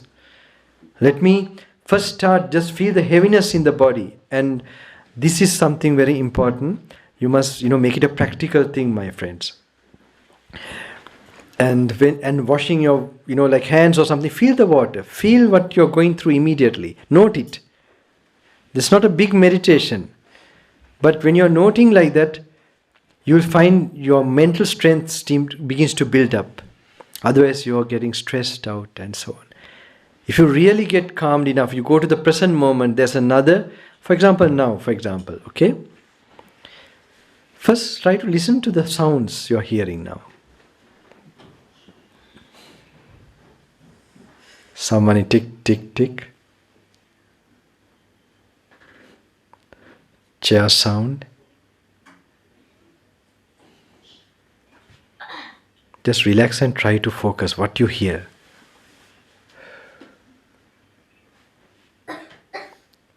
Baby's coughing. When you relax and pay attention, you don't try to avoid sounds, but you just try to really listen to them. You will notice your breathing. That is quite a good level of coming to the present moment. You're not doing any anapanasati or mindful breathing. I'm not talking about these things. It's just the physical, the function happening. You will become conscious of it. So when you are really stilling yourself, it is the right index or sort of sign that when you can notice, when you're conscious of the breathing process, so that is like your sort of kind of bearing, you don't lose sight of it. So if you're relaxing, you must check whether you're coming to a level where you're noticing the breathing. So this is something very important. When you do more of this, you will build up that mental strength. You are pumping in mental oxygen. Otherwise, the brain is dying, my friend. It is dying. So when you're giving this oxygen, it becomes live again. Life begins to come. So these are some things I hope practically will help you. And the other thing, So it works very well. I told her now, many of you are working in offices and all that, right? Or somewhere, I don't know, maybe factories or whatever it may be. So suddenly you get stress. I got this one experience. I was working as an auditor for 2 years. That was my father was forcing me to take up a job that time. So when I did that, I was just doing for namesake. I was meditating while I was doing this job. Actually, because I knew that if I don't meditate, if I don't replace this consciousness by meditating consciousness, I'll have to come to this office again next life. So maybe I'll have to come preaching here also next life, to in London or England, I don't know. So anyway, I was really thinking like that. I know my teachers taught me this, because you decide these things in the past, how the consciousness is created. So anyway, so he told me that if you practice while you're doing those activity, that is the best meditation. You'll be cleaning your destiny and keeping peace. You're just doing those work mechanically. You learn to do the work mechanically, my friend. So what happened? What I did was, I used to meditate in the toilet. This I did in the university also, in Nicosia. But only for about 1 month, 2 months, 3 months. Then a bad friend came and he just called me out to go walking, and all that routine got broken. But in this office time, I had meditated better, and then I had this sort of ability. So then another thing I practice also, sense restraint. I put a rule to myself not to look at a single lady. And that time there was my finance controller who was in the office. She was a lady. So I just have to look slowly whether she's coming. Otherwise, you're going looking down. So, but I used to go to the toilet and also practice and keep this freshness. Now I'm doing something similar for these programs also. These are all the old habits. Otherwise, how can I keep on charge myself with this activity? So anyway, today is a little bit more, but doesn't matter. It's also sort of a test. So my friends, this practice, in the office also, you learn to do. Though one day it happened to me that, now this assignment was supposed to be given after 2 months. Normally it can be done very short, but no one was pushing behind. So I was just meditating and doing all these things. And suddenly it came to notice that the general manager, he told me that, phone and told me, tomorrow you have to give the project, the assignment. I have never faced such pressure. Tomorrow, now I was frozen. I couldn't say anything to him. Now, well, those days in the night time, I used to attend to my teacher. Daytime, I used to work. So now I was like, I was feeling so stressed up. Like I was feeling so tired. I don't know why. Then I went home, ate my dinner, and I was going to the temple to see my teacher to tell I can't attend on him that night, just to give that message. Tell the other monk to take over. So when I was going, I was like, stressed up. I even forgot meditation, everything. I was like, then when I was walking along, suddenly it came to my mind. Before the monastery gate, I suddenly thought how to observe the present moment, just to notice the cars that are passing. It was a busy lane, so I just started to notice the cars. After noticing the cars, suddenly I noticed the head area, headache. Then I went back into the head, the skin of the head. Then the skull, white color, red color, the blood inside. And the brain, like a jelly or not a jelly, like a whitish thing. When I was picturing like that, and the exact spot where the pain was happening, and this thought, tomorrow assignment, tomorrow assignment. This I was noticing. I could see some calmness descending on me. So I started watching this more and more. When I came closer to the gate, I was not feeling any fatigue. I was so energized. And then this sort of the meditation and all that started to sort of, come out. So I just forgot about the problem, everything. And I took over my duty to attend my teacher. And the whole night, I didn't worry. Now, this kind of problem is like going to the gallows next day, office scenario. So anyway, I went to the office also. So I went to meet the finance controller. I had to go and tell her, I told her, Madam, I have not finished my assignment. That when you have finished, you can hand over. Now, this is like a miracle, my friend. So I phoned my, the manager, and he told, she told like this. I said, oh, but please quickly finish it. We were almost going to lose our assignment. And he also don't know how it happened. But now I know, my friend. This is unnatural not to get worried and excited. But if you practice like that, the nature turns to your favor. Things start to change from outside. And if you remain fearless and focused and unconcerned, and you remain in the present moment, miracles can take place. This is one story. So just this is for your practice. I hope it might help you all in practice. I don't know what you like to know. So I just told you this is a nice meditation of Buddha's qualities or some inspiration of somebody. You know, I feel inspired by Joseph. Have you heard of Joseph? Prophet Joseph. It's very inspiring. You know, it's like one of the stories of the Buddha's past lives. Very interesting. I mean, this even Saint Francisco of Assisi, I see is very much similar to my life in these modern times. And it's this saint, you know, it was when Christianity was all, you know, like then he was like ascetic also. And he had these voices and guidance. I feel very similar to my own life. I felt so inspired by his life. I mean, it may be Christian, doesn't matter. Or whatever, you know, I feel the same spirit. Because now also I am talking a lot about how monks are attached to monasteries and, you know, like accumulating. This I tell frankly. Because our teacher also, and I see he trained us also to see even to devotees and all this, all ways, the spiritual attachments that could come and hinder your way.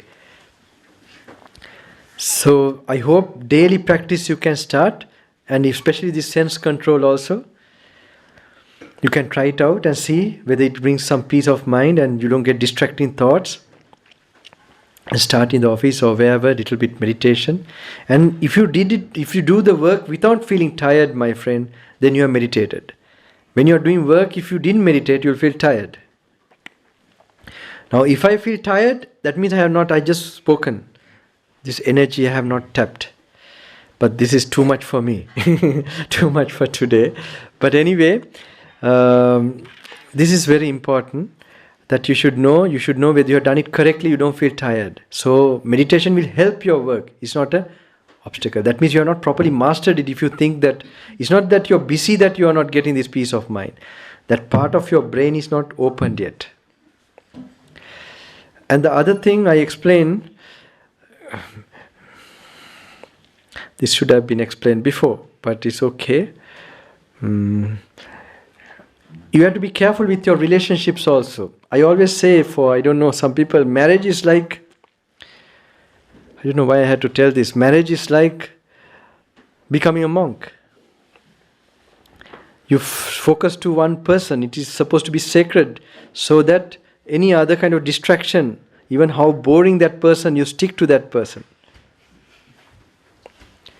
And it protects you, my friend. It protects your mental peace. If you just go according to your whims and this thing, and you know in these relationships, there's no end to it. There's a story about how to find a perfect husband and how to find a perfect wife. Have you heard this? This might be boring to some people.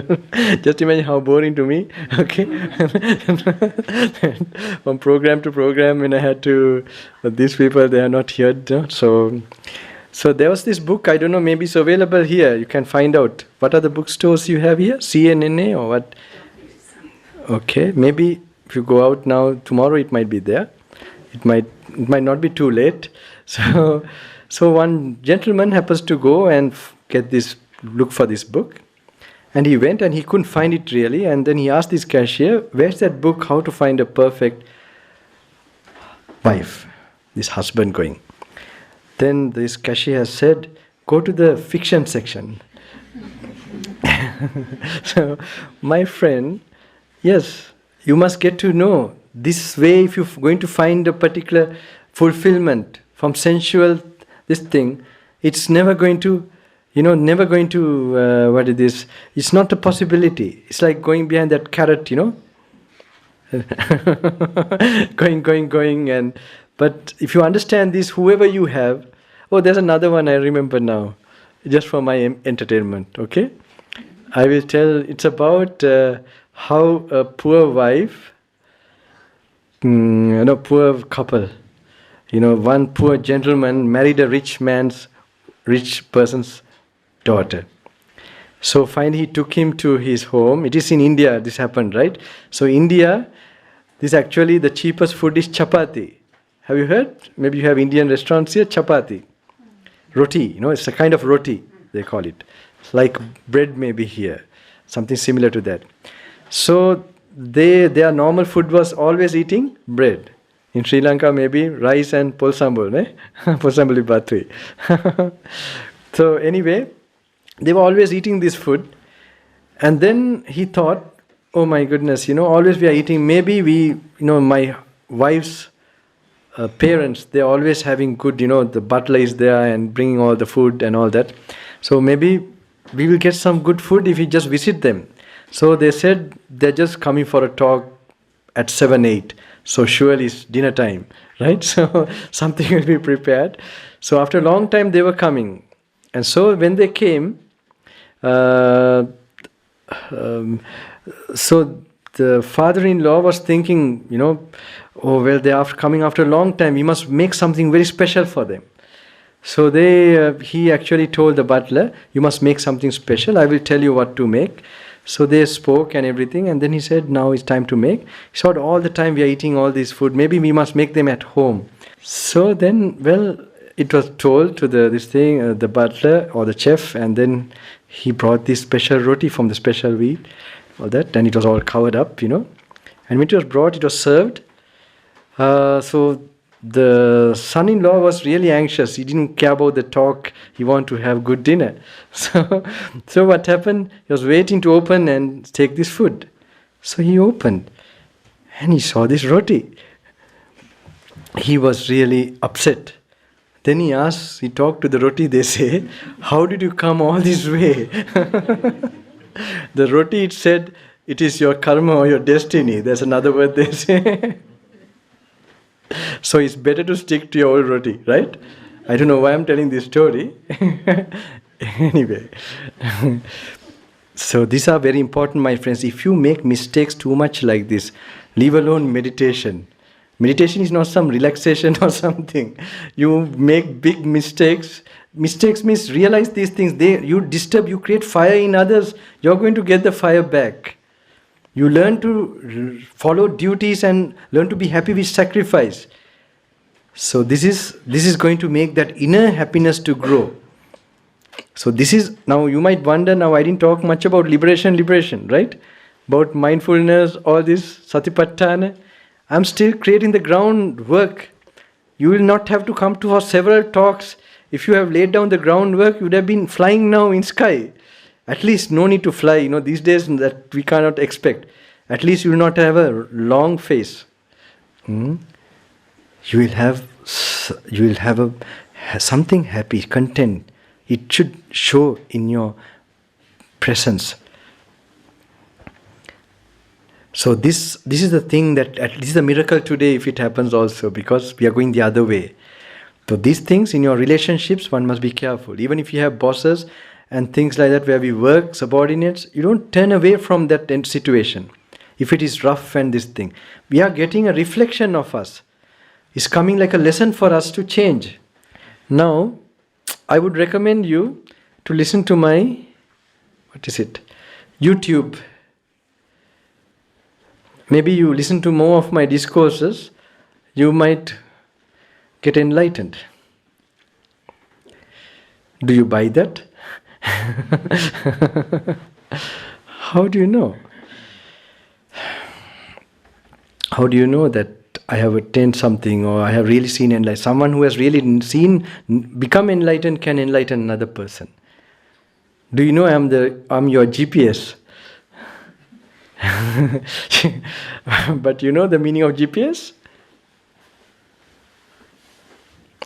Guru Precision System.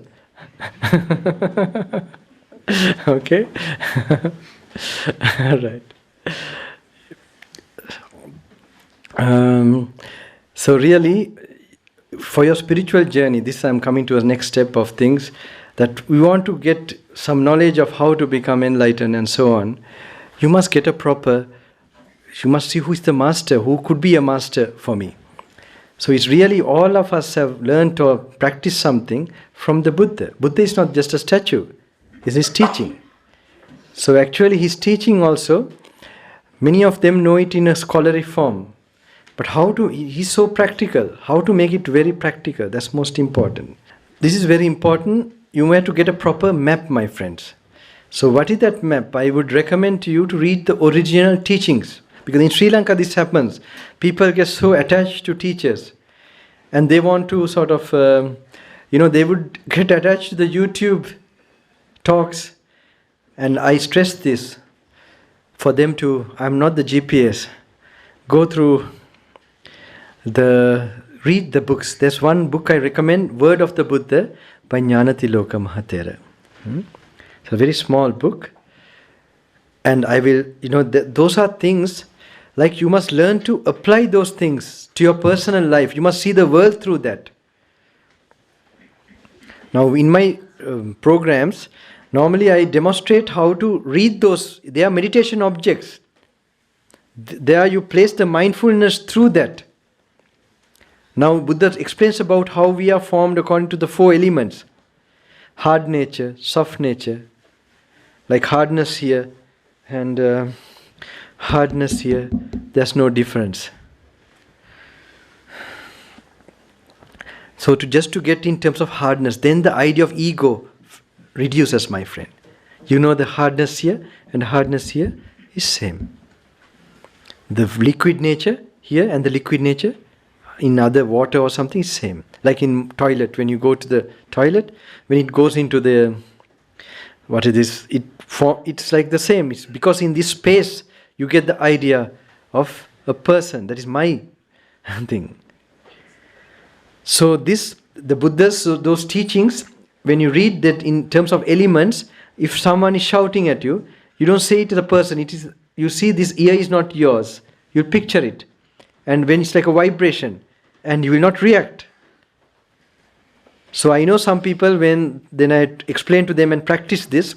When they go to their home, one of the ladies they saw in the kitchen, when the husband was scolding her, she suddenly practiced this and didn't scold back. I was very happy. This should happen. You see the world in such a way, anger doesn't come to you. Your mind is not deluded. So I'm just recommending you to read these books, but there are points where when Buddha talks about the components of your existence, of your consciousness, the factors, you must relate it to you. And when you see something, you should see through that in an objective way, not a subjective way. And when you do like that, you separate, and you will not feel the suffering or the burden that is coming out of existence. You'll be at peace. This have to be practically done. I had one auntie who used to get very angry and all that. So those days, as a young boy also, I had the habit of reading the original sutras and applying it to day-to-day activity. It's not some intellectual form, it's kept somewhere. You relate it to, it's like a manual to understand existence. Like you have this engine. So once, my auntie was a very hot-tempered lady. So I came from South Africa. My parents left. I used to get pocket money from her, and I used to be in my grandma's place. So she used to get angry with everybody, but I never stayed with her. So I just used to get money from her, and that time she took me to like that tooth relic. There's like an exposition of tooth relic. And that time she got special passes and took me to see this. So after we came back, I had some intuitive feeling to go again. So I told her I am going again. Those days there was this terrorist problem, LTT and all that. So she was worried, and then suddenly she scolded me. La, la, la, la, like how I took you yesterday and what is this, like that. She just shouted. And suddenly, what I was practicing, one of the original sutras, which explains what we are seeing, it is perception, it is an illusion. And I was reflecting on this. This is just a perception, feeling. It's not me, not myself. And I was just thinking about it while she was scolding. And that was the first time and the last time she scolded. So, but that's why you should relate to You must look at your real experiences through that. If you properly focus and applying it, you will not personalize it. You will not. So if you had tension or any other kind of worry or fear, if you apply it there, it will just fall off. This is very important. I hope if you happen to read, the middle length discourses also there by Bhikkhu Bodhi. These are in English. But they're like a huge, little book looks big, but this one sutta is like 1 or 2 pages, not many. If you want to practice that. Now we go to a final meditation, okay? Now when I say meditation, you all change your postures. Were you not in meditation up till now? Huh? Just keep moving. So, now one day if you're going to read those words of the Buddha, you must learn to apply. Now I'm going to take a small part in Pali and a little bit in English. I will explain that and I'll apply it to myself, okay? Before that, you must learn to relax your body, my friends. I want one person for a small experiment. So I want to do another small one. Do you have a scissor? Did you bring Nani? Did you bring it for me or how is it? Okay, let it be. So my friend, this is something I want to do. Okay. Sometimes the ancient times, when they cut the hair, they became enlightened at that moment. Truth is so simple. It needs that spark attention and you can suddenly awaken to another entire reality of life. So you're like me. You have a lot of hair, but you're a lady, so how can I even yawl? So if anyone want to donate little bit hair for me, he has already done. Okay, you can come. Okay, come. Yeah. So how do you feel about your hair now? It's quite with you? Yes. This is your hair, isn't it? Really yours, isn't it? Yes, all mine. All yours. Okay, no wig, huh? No wig. Okay. So, you get a feeling this is my hair, right? Yes. Okay. Can I take a small piece? Yes. I will take it where nobody will notice, okay? And you will have time to grow. Okay. Wait a minute. You can see this, right? Yes. Do you get the feeling as much when it was there, is here? Do you get the feeling it's me a bit, or is something looks like little bit now, no more me like? It's sort of me, yes. Sort of me, Yeah. right? Okay. So it was always sort of me. It was always sort of me. Mm-hmm. Because it was in that spatial area. Yes. This is an idea of a feeling, is sort of me. You can feel it's an idea that was coming. Now you can take a seat. You've done a very good job. So now this scissor is you should be able to discriminate through your mind. This is a meditation where you see that, like looking from outside, that because it's in a certain space, that the idea of how the feeling of me comes into you. It is equal to your clothing, So not only your body, even the layers of your consciousness is the same. So sometimes you get depressing emotions and so on. But if you see that it's not really you, you face it and watch it and really notice it. Not imagine it's not you. This the reality is not you. And if those visions become clearer and you notice it more firmly. So it's just to give an idea.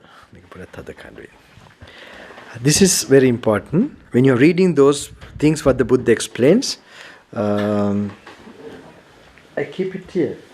This is a souvenir, So this part of your... Now for example, if somebody, I don't know, out of disrespect or something, just touch your hair or something, you feel how rude this person is, right? Of course you knew this situation is different, right? But say you take your hair away like this and someone tramples it or do something. Do you feel much? Yes. You do, huh? Because still you feel sort of you there. Okay. Okay. Yeah, that is in a way, but it's sort of, it's better than coming closer to me. Okay. So really, if I can throw it out somewhere there, you don't know even someone is doing something there, right? That's fine there. So really, you have to learn to throw it out while it's here. In your body. This is a meditation where you learn to see really this body, is it you? Part by part. So some of the teachings, Buddha explains to be mindful of noticing this. That is the effect of noticing that comes. It's a kind of a vision of reality, who you are. Actually, there's this question should not be asked because it's a wrong question. There's no you to have who you are. But you know that the idea of you comes is an idea. I was telling last time, it comes associating feelings. Sometimes spiritual feelings also you get, if you get peacefulness. And you identify that peace as you. Because if you see that peace is me, then you will see the body is not you. You understand? So if you, at a level of peace also you see it's a state of consciousness. And there is feelings, perceptions. And this is also something equal to the body and the consciousness. This consciousness, subtle it may be, still is in the realm of impermanence. And you happen to notice like that, you get free from even insight identification. Then you go beyond feelings, you're filled with knowledge that this is every kind of experience of this outer or inner. It is a conditioned phenomena. And it's like, the consciousness also, you look like a dog looking into a well, he sees another dog. But he comes out, he thinks there's another dog outside. Same way, even now you might remember home and all these things. Or what I'm going to do. It's like the dog, same. It doesn't exist to you now. So when you learn to know consciousness, only that moment it appears and it exists temporary. That's why the Buddha explains you can't say things exist or you can't say things don't exist. These are two views you can get. Very interesting. That this is a conditioned thing that is happening and you understand it's like a reflection. So these things to study this so that when you get some glimpses of it, when other situations in life come, you'll be able to not get the impact of it, the negative parts of it. So anyway, this is very important. Another one I now want to, you'll be good for it also maybe, how to relax the body completely. Okay, then I will go to the meditation and it will finish very soon. Okay, now we are coming to the end part of it. I told you some books to refer. I cut very fast, but told a lot of things about addictions and which drains your energy. So how to relax, I must tell. I need one person again, but would you like? Yeah. Okay. Can you sit down facing the people and use the cushion if it's difficult? That's okay. And lean, because I want you to lean and be comfortable. Maybe keep your legs straight. Is comfortable like that or folded? That's good. So, now this is, you should just have a look here. And this gentleman, you should only focus like, don't worry about the crowd and all that. Okay, this is just a perception in your eyes, in your eye consciousness. And you just think of, sir, how when I'm falling asleep, how I will forget about the environment and like I had to sort of forget about the surrounding and just sort of, then only I'll fall asleep. If I worry and concern, I don't fall asleep. So let me get that idea of not worrying about the body or just taking a deep breath and outer breath. Let me send all the tensions away. I'll be doing something, don't pay attention to that. Okay? Just pay attention to relaxing and sort of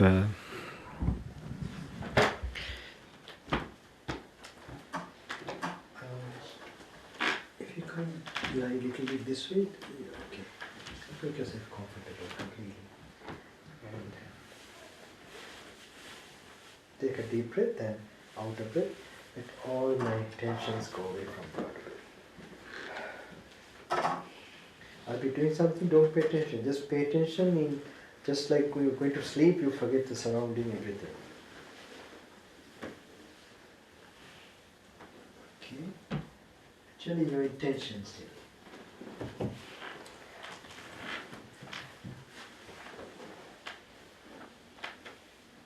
Just completely relax. Let go of everything in your surrounding. Take a deep breath, and all just take normal breath. Then think you're seated next to a flowing river, wonderful nature, in front of the beach, like that. Just on a holiday. No meditation, nothing. Just having a good time, like that. Or in the pub, relaxing with the friends.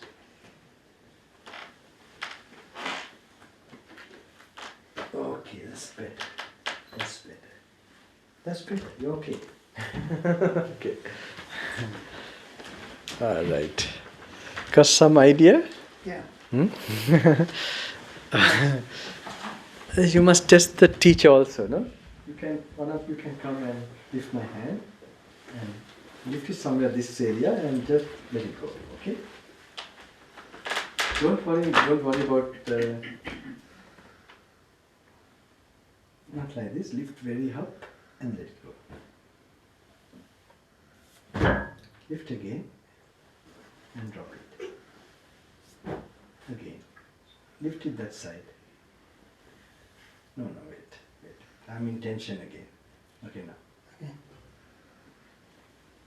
Okay. You can sit down. So, you get some idea now? No, I can't test all of you, right? Okay. There's no time. Now, this is important. These are some tips, my friends. Because normally, I used to like karate, kung fu very much. And Bruce Lee, those days, sometimes the Japanese used to, tell, make it look so low, Chinese boxing.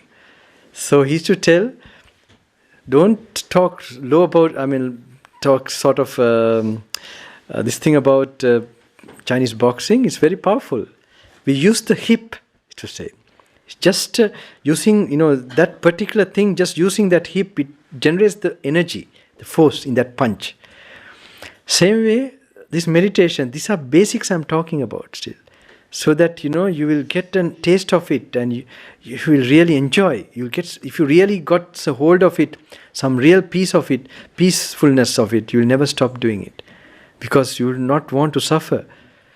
So this is a basic tip. It's called Kaya Viveka in the old text. Kaya Viveka means physical rest completely. Then comes Chitta Viveka. Chitta Viveka means mind rest. First body rest, then mind rest. If you don't have body rest first, how to go to Chitta Viveka? So this is one thing. And the other one, just hold tightly like this. Tight. And then relax.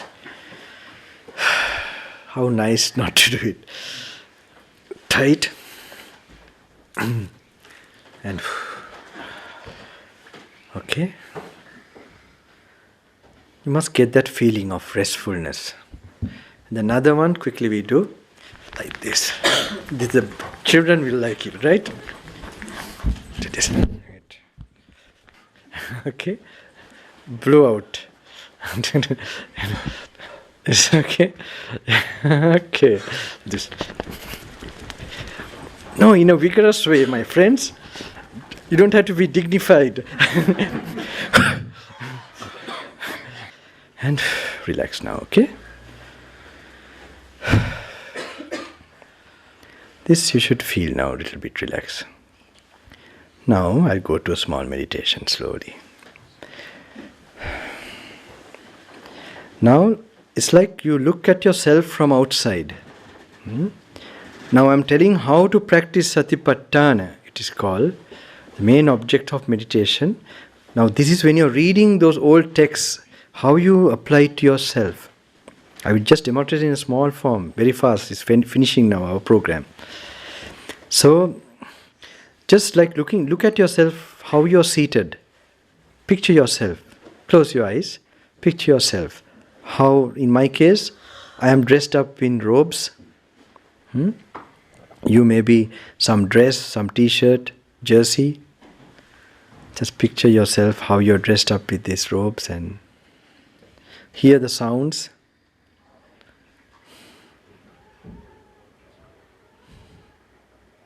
Some water trickling.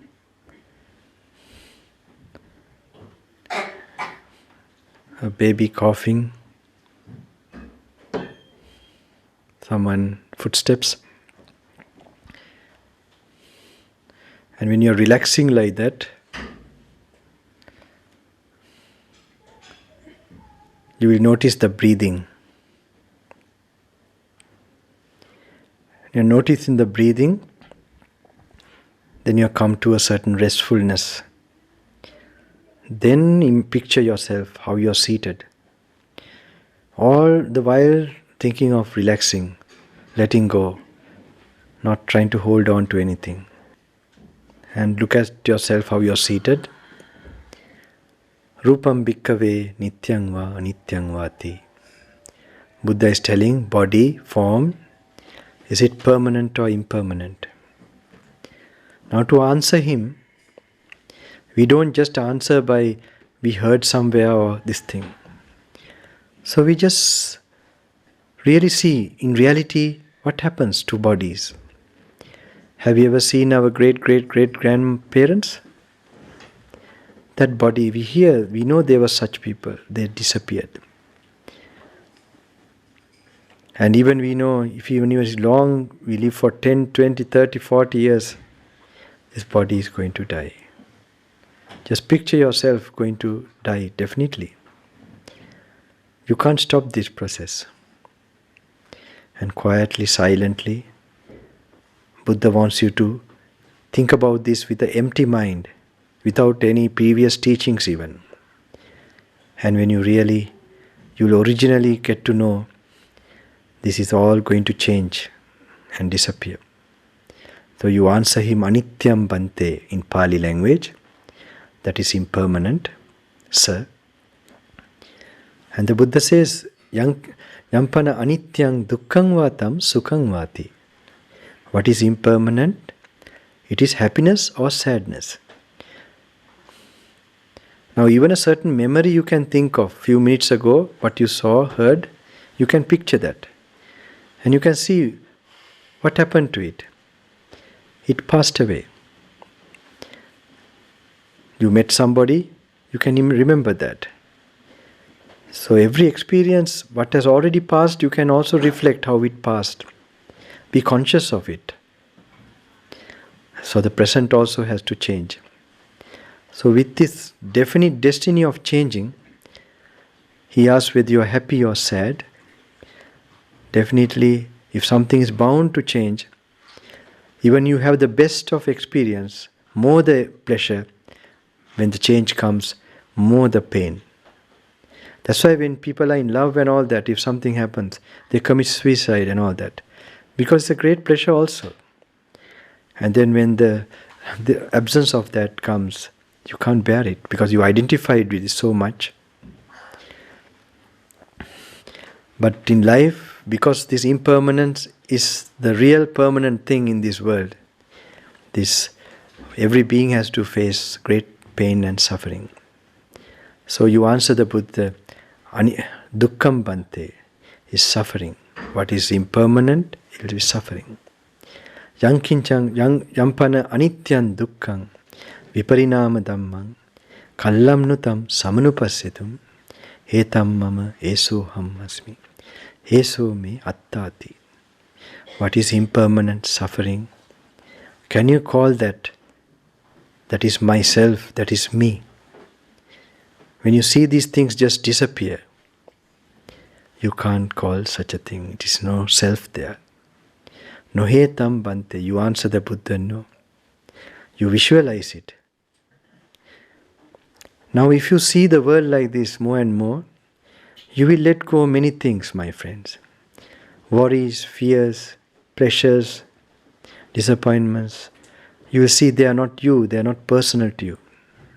This is not you stuff. This is not your stuff. And when you let go like that, you are at peace. And when this mental peace enters your mind, I wish this peace comes to me more and more. So you imagine yourself without any impurities, how blissful you will be. So this same happiness you wish for the people in this room, may they get the taste of this particular peace of mind.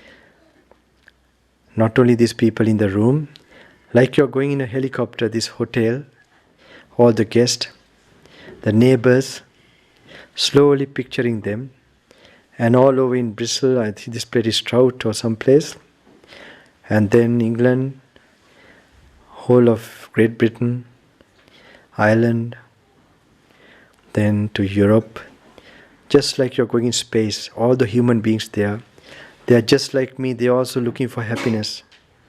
May they get this mental peace.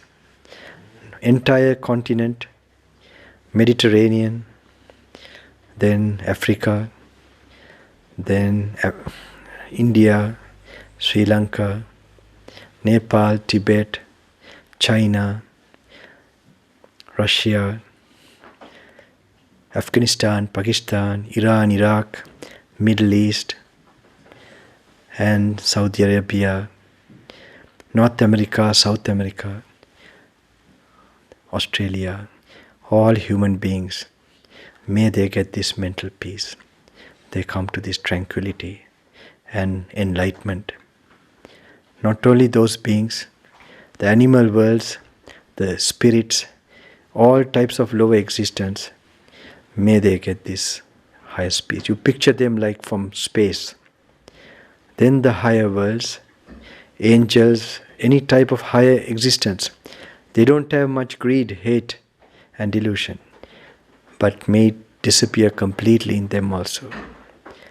And even the highest, there can be no greed, no anger. Sometimes ego could be there. There's a saying, last to go is your ego. So think of it. Even those higher realms, whoever has the slightest idea of self and that heaviness, may that disappear from them. May all of them get this purity. And again the human plane, the lower planes, you picture all of that. May they come to inner peace and happiness. This is a nice meditation, my friends.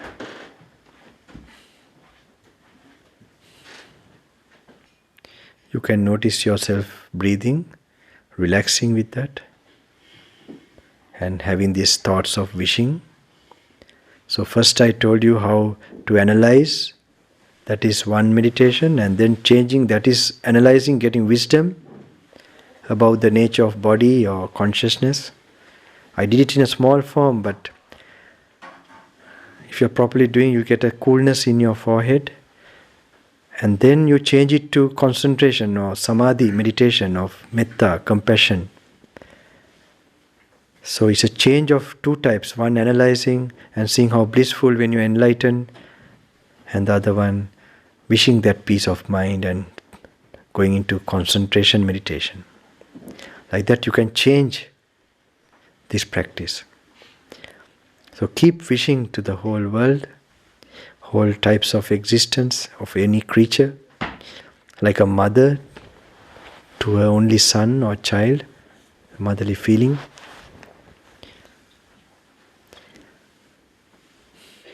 So you can try this at home too. And I will give some blessings now. But one thing, I will give you some advice. Try not to talk tonight. Keep this energy with you. You can talk tomorrow, because this energy is got from keeping silence, noble silence in the mountains, in the jungles. The saints, they generated this. And keeping away so much mental power that emanates.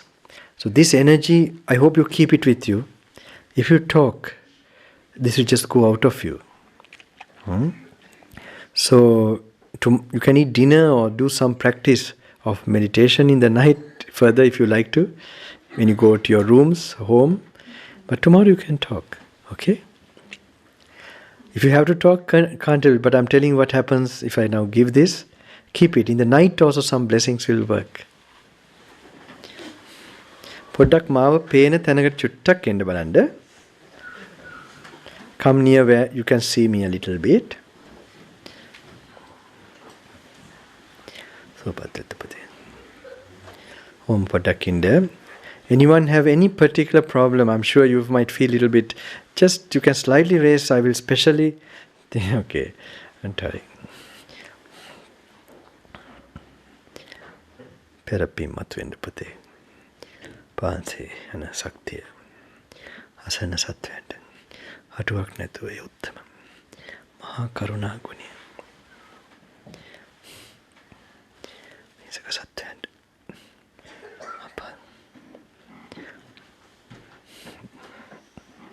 ගුරුදේවයන් වහන්සේගේ මහා කරුණා ශක්තිය. දස දිසාවට. You can keep your hands down. Don't worry. Just for me to give an idea.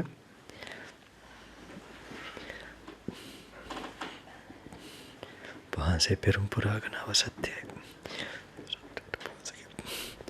ඒ උත්තම ශක්තියට පොතේ. කල්ප ගානක් වහන්සේ පෙරම්. මේ අයට කිසි දුකක් නැතුව. මේ ආත්මෙදිම නිවන් සුව කරගන්න. මෞතුමේගේ මා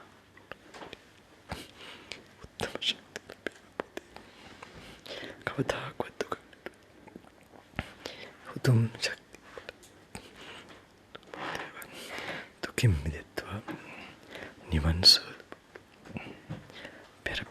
Now close your eyes a bit and just meditate. Don't open it for 5 minutes.